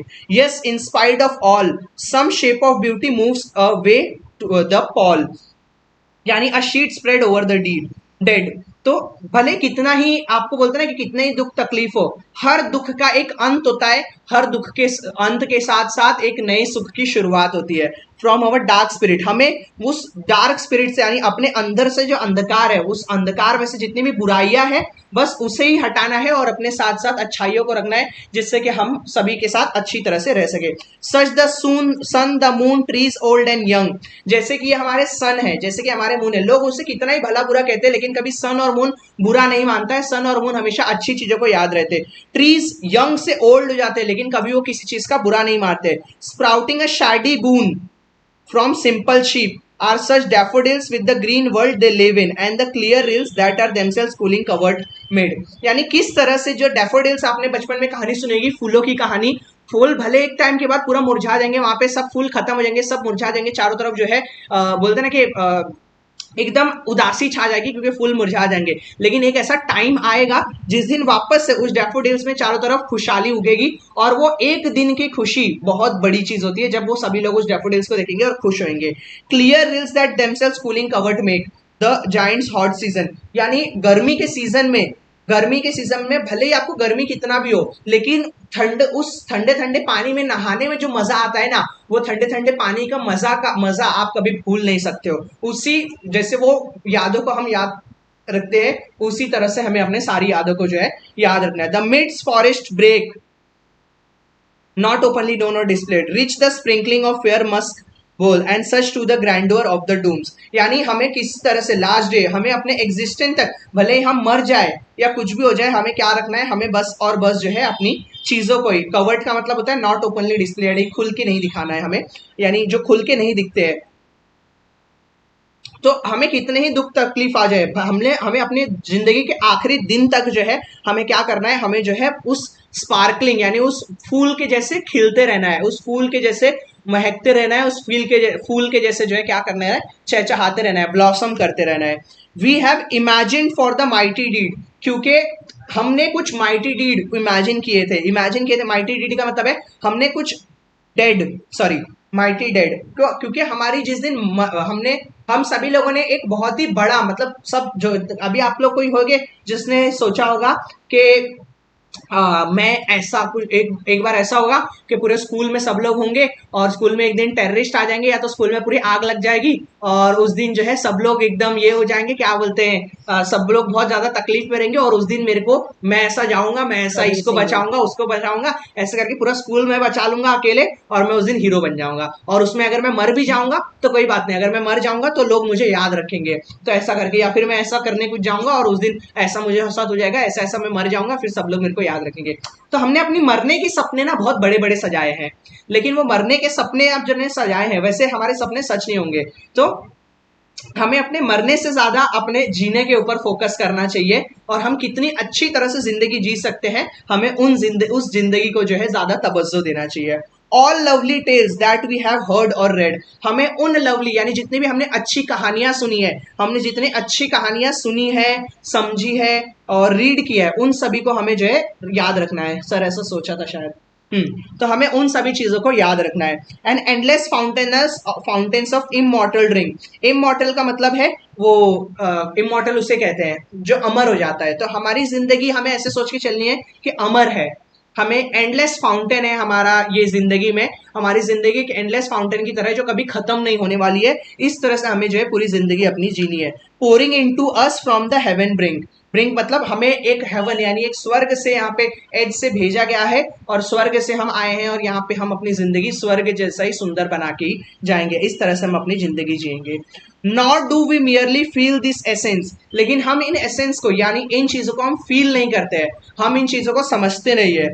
For one short hour no even as a tree that whisper round a temple become soon dear as a temple self so does the moon, लेकिन हम ना अपनी जिंदगी एक घंटे के लिए भी इस तरह से नहीं जीते हैं कि हमें सिर्फ अपने अच्छाई करनी है, हमें अच्छा सोचना है, हमें अच्छे जीना है। हम एक घंटे के लिए भी नहीं ऐसा सोचते हैं, हम हर वक्त टेंशन में रहते हैं, हम हर वक्त चिंता ही करते रहते हैं, और एक पल के लिए भी हम ऐसा सोचते नहीं कि हमें हमारी जिंदगी जो है अच्छी तरह से जीनी है, अच्छी बितानी है। As the trees that whisper round the temple, कभी उस पेड़ के बारे में तो सोचो, जो पेड़ जो है ना वो एक टेम्पल के बाजू में जो पेड़ होता है, एक आप लोग जो भी बड़े बड़े अगर मंदिरों में गए होगे तो मंदिरों के आजू बाजू में जो पेड़ होते हैं ना, एक टाइम ऐसा आता ना कि लोग मंदिर की तो पूजा करते ही करते हैं, मंदिर में जाके एक टाइम ऐसा आता है कि लोग जाके उस पेड़ों की भी पूजा करने लगते हैं। तो क्यों ना हम भी उस पेड़ के जैसे ही बने, क्यों ना हम भी उस मून के जैसा बने, हम अपनी कंसिस्टेंसी रखें, लोग हमें कितना ही भला बुरा कहे लेकिन हम लोगों की सिर्फ अच्छाई याद रखें। The passion poesy, passion poesy मतलब हमें एक पोइट्री की तरह बननी है। ग्लोरीफाइज इनफाइनाइट, यानी हमें अपनी ग्लोरीज को इनफाइनाइट रखना है, यानी जो हमारी ग्लोरी है, हमारी जो सोच है, जो हमारी अच्छाई है, उनको इतना अच्छा रखना है कि हमें लोग याद रखें हमेशा के लिए। Haunt us still they become a cheering light, हम तब तक मेहनत करते रहे जब तक कि हमें उभरता हुआ किरण ना बन के बाहर आ जाए। On to our souls and bound to us so fast, और हम अपनी पूरी सोल को, हम अपने पूरे शिद्दत से अपनी आत्मा को पूरी तरह से उस चीज में न्यौछावर कर दे ताकि जो है हम अच्छा खासा जो है जिंदगी जी सके। That whether there be shine or gloom overcast they always must be with us or we die, यानी भले हम मर जाए या जिंदा रहे या अंत तक स्प्रेड अबाउ, यानी अंत में हम अपने जिंदगी के सबसे दुख भरे दिन में भी है ना, तो भी उस दिन मरते वक्त भी हमें हमारे बुराई से पहले या बुरे काम से पहले हमें मेरी अच्छाई याद आए कि कितनी अच्छाई थी, कितने अच्छे दिन हमने गुजारे हैं, कितने अच्छे अच्छे पल हमने गुजारे हैं, कितने अच्छे समय गुजारे हैं, तो ये सारी चीजें हमको याद रहे। तो इस तरह से यहाँ पे इन्होंने बोला है कि एक थिंग ब्यूटी का हमें जिंदगी भर का जॉय दे सकता है, एक थिंग ब्यूटी का, एक चीज खूबसूरती की हमें जिंदगी भर का हैप्पीनेस दे सकता है, ठीक है।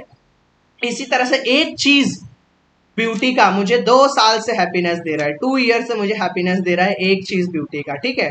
चलो अब खबरदार अगर किसी ने यहाँ पे कुछ भी चैट सेक्शन में लिखा तो एक चीज ब्यूटी का जो है आपको बहुत लंबा जो है खुशी दे सकता है, जैसे कि मुझे मिल रही है 2 साल से खुशी। तो यहाँ पे आपको कोई भी चीज लिखनी नहीं है चैट सेक्शन में, ठीक है। चलो तो अगर आपको कुछ डाउट है अब तो आप पूछ सकते हो बिंदास। यहाँ पे हमारा एक और पोयम खत्म होता है इसी के साथ साथ। 4 पोयम जो है फाइनली हमने अपने डन कर लिए हैं 90 मिनट्स में। 90 मिनट्स में से 5 बोला था बट 4 हो गए हैं, एक बस पोयम बचा है, उसको 10 मिनट और लगेगा, वो भी खत्म हो जाएगा जल्दी ही, ठीक है। तो चलो अब यहां बता दो किसी को कुछ डाउट है क्या? समझ रहे हैं सर? समझो बस, लिखो कुछ मत, बस समझो, समझने के लिए ही बताया था ताकि आपको समझ में आए कि क्या है, ठीक है। बस समझने के लिए लिखा था यहाँ पे, लिखने के लिए नहीं, ठीक है। तो इस तरह से हमारा एक और पोयम जो है यहाँ पे आपके सामने जो है डन होता है। अब मुझे बताओ किसको कुछ डाउट वगैरह है तो बिंदास पूछो। यहाँ पे भी मैं आपके सामने बता देता हूँ कि क्या होता है। अरे एक एक वर्ड का मीनिंग मत पूछो, वर्ड का मीनिंग आप गूगल कर लेना उतना। देखो वर्ड का अभी ये एक ऐसा मात्र चैप्टर है ना जो एकमात्र चैप्टर 4.1 मैंने भी खुद 4 साल से पढ़ाया नहीं था, 4 साल नहीं, आई थिंक 2 साल से नहीं पढ़ाया है, बिकॉज ये 2 साल से ये चैप्टर ओमिट है। तो मैंने एक एक वर्ड का मतलब यहाँ मत पूछो मेरे को, वो वर्ड का मतलब के लिए ना आप बिंदास जो है सर ब्रीदिंग मीन्स, ब्रीदिंग का मतलब यहाँ पे दिया हुआ था, वर्ड के मीनिंग कवरिंग, कवरिंग, ब्रीदिंग का मतलब कवरिंग। वर्ड का कोई इंडिविजुअल वर्ड का मीनिंग है ना तो उसके लिए आप गूगल कर लो, वो बहुत अच्छी तरह से आप गूगल से आपको जो है समझ जाएगा, ठीक है। तो वो वर्ड का मीनिंग आप गूगल कर सकते हो। नो सर, सर आपका एग्जाम्पल है पूरे पोएम में समझा, ओके ठीक है, मेरा एग्जाम्पल लेके ही समझ लो। ऐसे मेरा तो एग्जाम्पल आपको बहुत क्लियरली सब कुछ तो पता ही है, क्या ही समझोगे। देखो क्वेश्चन नंबर 1 एक बार रीड करना, क्वेश्चन नंबर 2 एक बार रीड करना, क्वेश्चन नंबर 3 एक बार रीड करना, 4 एक बार करना, देन 7 एक बार करना, ठीक है। देखो 4.1 चैप्टर को अच्छी तरह से करो एकदम, 4.1 को अपने को जरा भी नहीं छोड़ना है, बिकॉज 2 साल से ये पोएम ओमिट था और आज भी मराठी के पेपर में जितनी चीजें आई हुई है, जो मैंने आपको मराठी के पेपर डिस्कशन टाइम में बताया कि एक पोएम ऐसा आया है जो ओमिट था वही आया है, एक लेसन आया है जो कि ओमिट था वो आया है, तो जो जो ओमिट थे वो चीजें आई हैं। तो जो इंग्लिश में अगर पोएम्स की बात करूं ना तो ये 4.1 एक पोएम था जो ओमिट था, इसके अलावा मेरे ख्याल से कोई और पोएम ओमिट नहीं था। यस, इसके अलावा कोई भी पोएम जो है ना इंग्लिश में ओमिट नहीं था। तो इतनी तो मुझे बहुत ज्यादा चांसेस लग रहे हैं क्योंकि 8 में से सिर्फ एक पोएम ओमिट था 4.1, तो मुझे ऐसा पूरा बहुत ज्यादा चांसेस लग रहा है कि 4.1 का आपको या तो पैसेज नहीं तो एप्रिसिएशन, दो में से कोई एक चीज रहेगा ही रहेगा। इसका पैसेज बहुत अच्छी तरह से स्टूडेंट सब लोग नहीं कर पाते हैं, सो पैसेज बहुत अच्छी तरह से आप लोग प्रिपेयर करके लो, डाइजेस्ट इधर उधर ये जहां से आपको मिल रहा है हर जगह से जो है 4.1 का निकाल लो। मैं भी एक 4.1 का एक डेडिकेटेड पूरा बोलते ना कि क्वेश्चन आंसर्स का एक पूरा पीडीएफ बना के आपको शेयर कर दूंगा कुछ देर में। जो भी लोग न्यू है वो व्हाट्सएप ग्रुप ज्वाइन कर लो, उसमें 4.1 के लिए मैं डाल दूंगा और बाकी जो लोग ऑलरेडी है अपने उनको व्हाट्सएप ग्रुप में आ जाएगा उनको। तो यहाँ के भी 2 क्वेश्चन से भी कर लेना, ठीक है। तो डेडिकेटेडली 4.1 के लिए स्पेशली जो है मैं एक पीडीएफ बनाता हूँ जिसके अंदर सिर्फ और सिर्फ 4.1 के पोएम के सारे क्वेश्चन होंगे, ठीक है। तो इसी के साथ अपना एक और पोएम हो गया डन, खत्म। अब आते हैं हम अपने लास्ट पोएम के ऊपर आज का, जो कि है 4.4 sorry 4.5 the height of the ridiculous, ठीक है। अगर एक बार सबको समझ गया हो तो एक बार जरा हार्ट स्पैम कर दो पूरे चार्ट में, जरा देखा जाए कितने लोग अभी तक बैठे हुए हैं, जरा एक बार दिल धड़का दो, दिल का बौछार कर दो, दिल का बौछार कुछ तो बोलते हैं।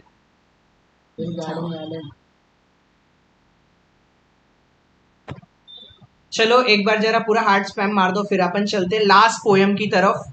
उसके बाद मैं राइटिंग स्किल स्टार्ट करूंगा।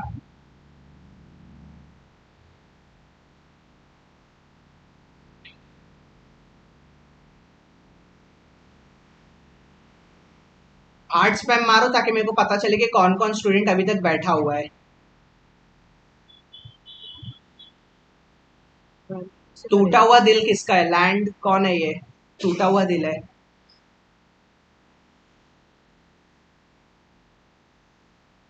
ओके, काफी सारे हैं। कुछ अगर ये सिर्फ अपने क्लास के बच्चे इतने हैं तो अभी भी बहुत सारे मतलब एक्स्ट्रा बच्चे भी है जो न्यू स्टूडेंट्स है। वो लोग अपना एक बार नाम जरा मेंशन डालो तो कौन कौन से न्यू स्टूडेंट है। शिवम सिंह जो न्यू स्टूडेंट है, और यूट्यूब पे जो न्यू स्टूडेंट्स आए हुए हैं उन लोग जरा एक बार अपना नाम डाल देना ताकि हमको भी एक आइडिया लगे कि कौन कौन न्यू आए हैं।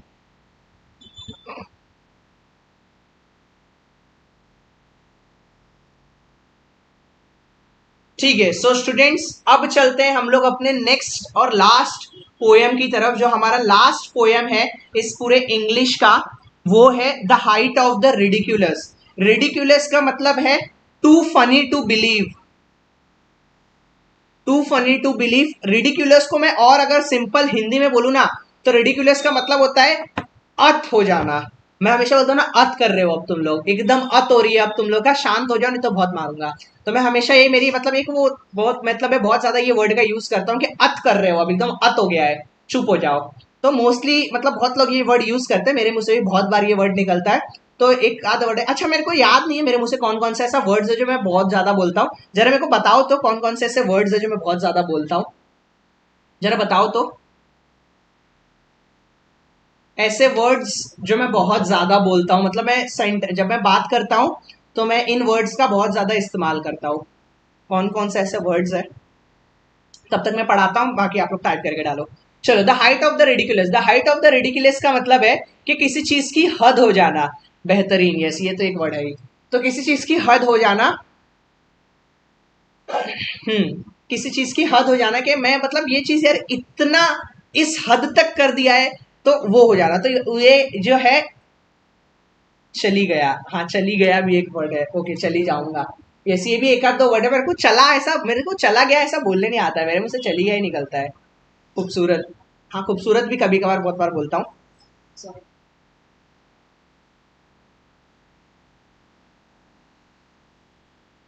ठीक है, so the height of the ridiculous एक बहुत ही अच्छा सा पोयम है। आ जाओ, ये पेपर चेक करते समझ, ये कुत्ते की टट्टी, हाँ हाँ बराबर, टट्टी के जैसा आंसर लिखा है एकदम।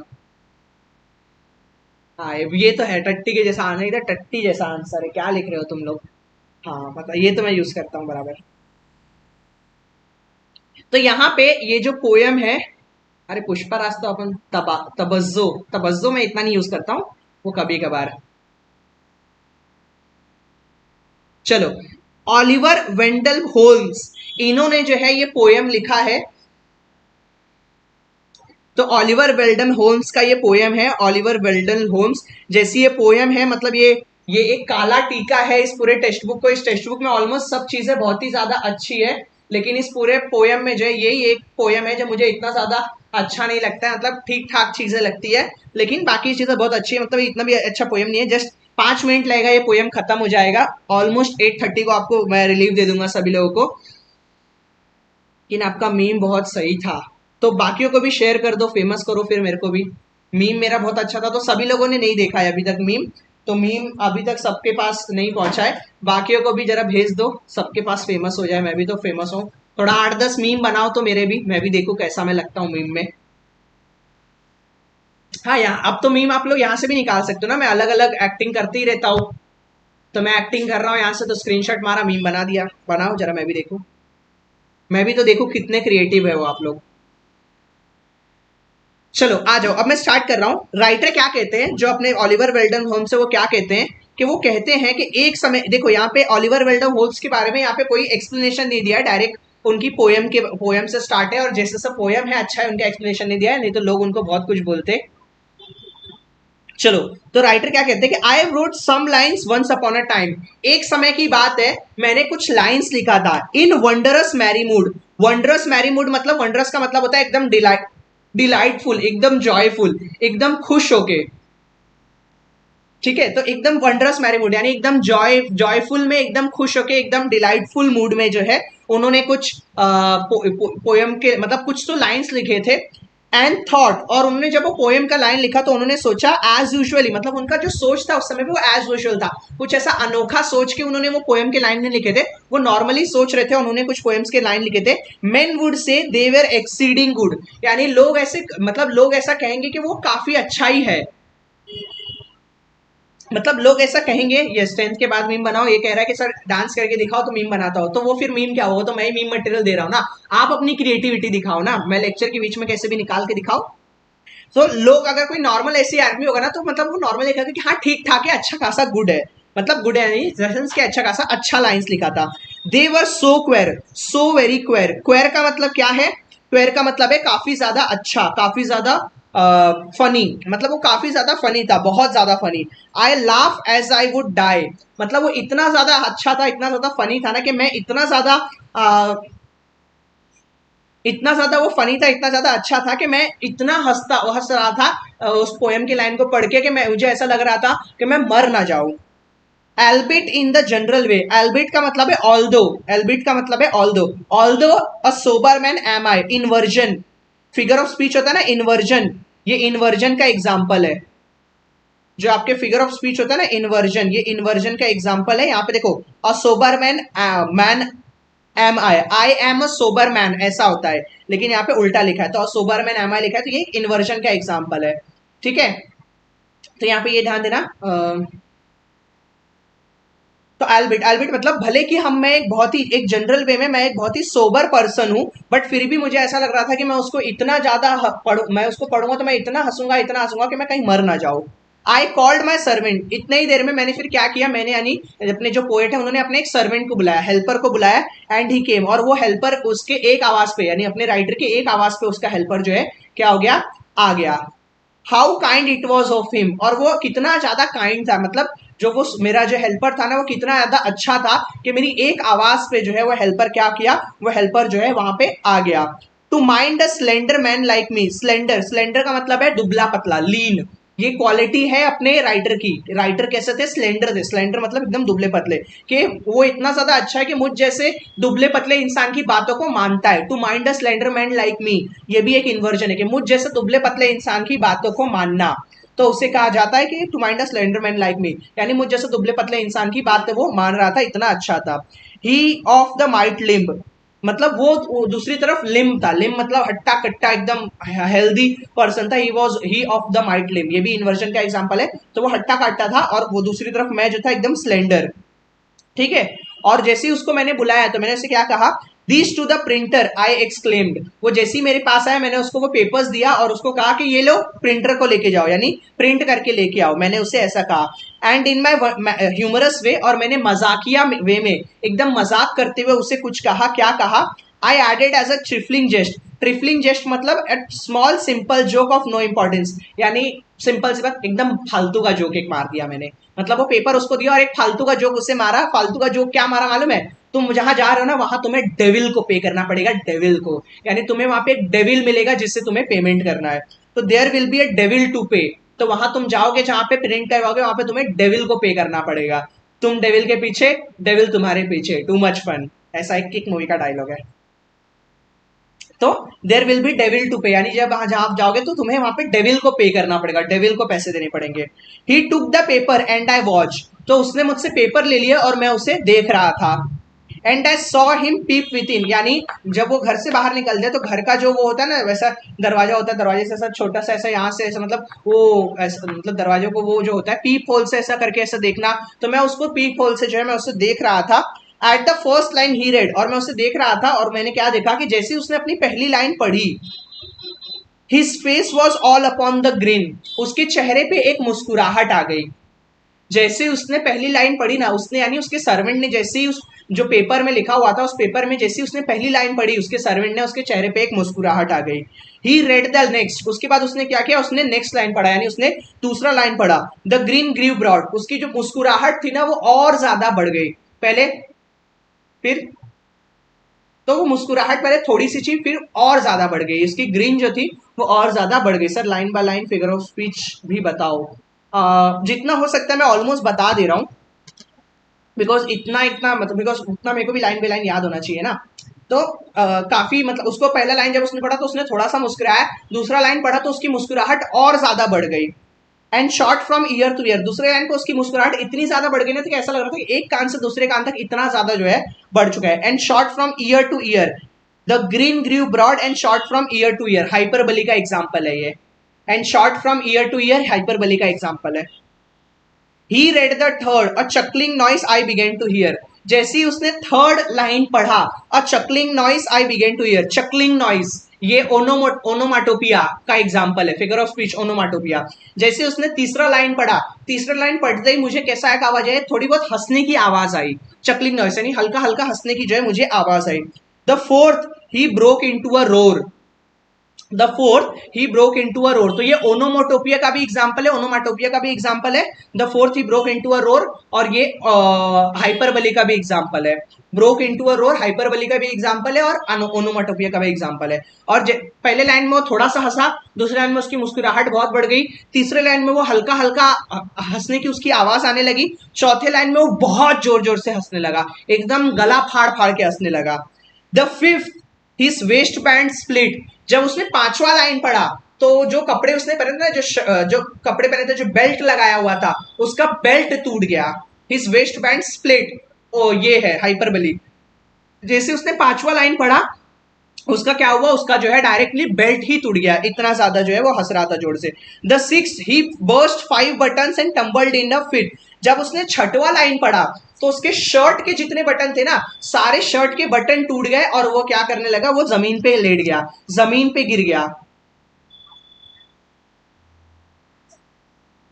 तो जब उसने 6th लाइन पढ़ा तो उसके इतना जोर से हंसा, इतना जोर से हंसा ना कि उसके शर्ट के सारे बटन्स टूट गए और क्या हुआ, वो जो है जमीन पे गिर पड़ा। ये भी अगेन जो है क्या है, ये ओनोमाटोपिया का एग्जांपल है।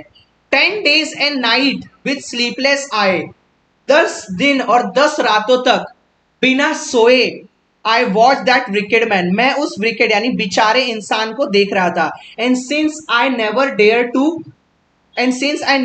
To write as funny as I can, 10 दिन 10 रात तक मैं लगातार हंस रहा था, मैं लगातार जो है मतलब वो लगातार बंदा हंस रहा था और लगातार जो है मैं उसे देख रहा था। किसे, उस बंदे को, मतलब मैं उस अपने सर्वेंट को मैं लगातार देख रहा था और मैं देख रहा था कि कितना ज्यादा हंस रहा है वो, कि कितना ज्यादा वो बेचारा लाचार इंसान कि उसकी हंसी नहीं रुक रही है। और उस दिन के बाद मैंने ये चीज सोच ली, राइटर कह रहे कि उस दिन के बाद मैंने सोच ली और मैंने उस दिन ये तय कर लिया कि आज के बाद कभी भी इतना फनी मैं अपनी जिंदगी में नहीं लिखूंगा।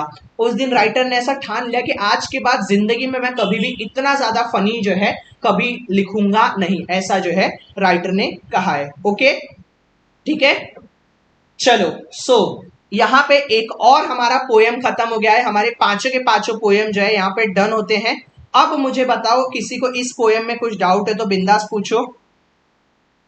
यहां पे मैं आपको बता देता हूं इस चैप्टर से क्या करना है। क्वेश्चन नंबर 2 करना है, क्वेश्चन नंबर 3 करना है, क्वेश्चन नंबर 4 आपको अच्छी तरह से करके लेना है। यहां से आपको पूरा का पूरा जो है ये मिल जाएगा figure of speech.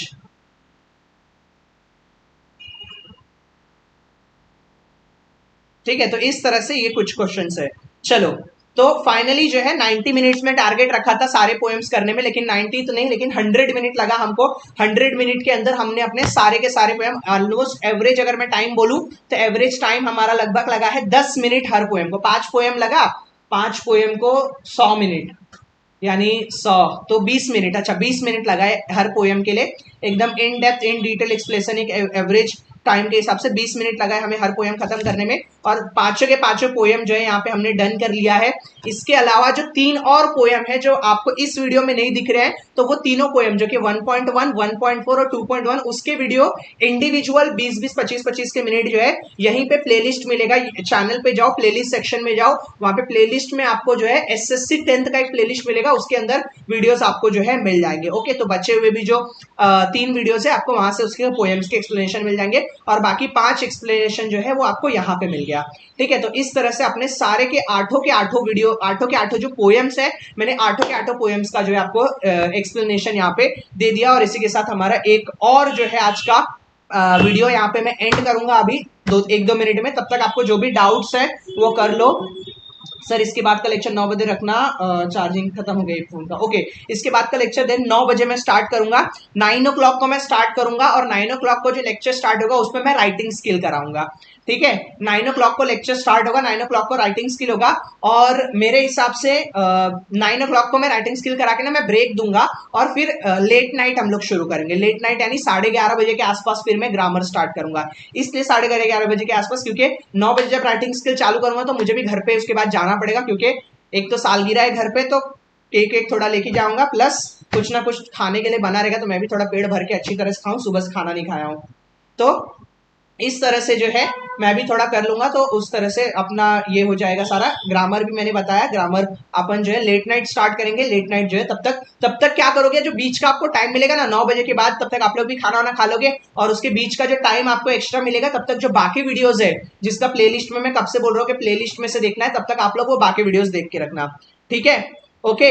So students, thank you so much for watching this video. दोस्तों के साथ अपने इसको शेयर कर दो सबको। सब लोग पहले अपने स्टेटस पे लगा दो ये वीडियो को, सब लोग फटाफट अपने स्टेटस पे लगा दो। जो लोग न्यू हो चैनल पे, सब्सक्राइब मार के जाओ, वीडियो को लाइक कर दो, दोस्तों के साथ शेयर करो, सबको फैला दो वीडियो को, सबको पता चलना चाहिए। ठीक है, okay. So thank you so much for watching this video, और इसी तरह से जल्द हम लोग मैं बाकी वीडियोस भी लाते जाऊंगा, ऐसे ही रिविजन होते जाएगा। ठीक है, चलो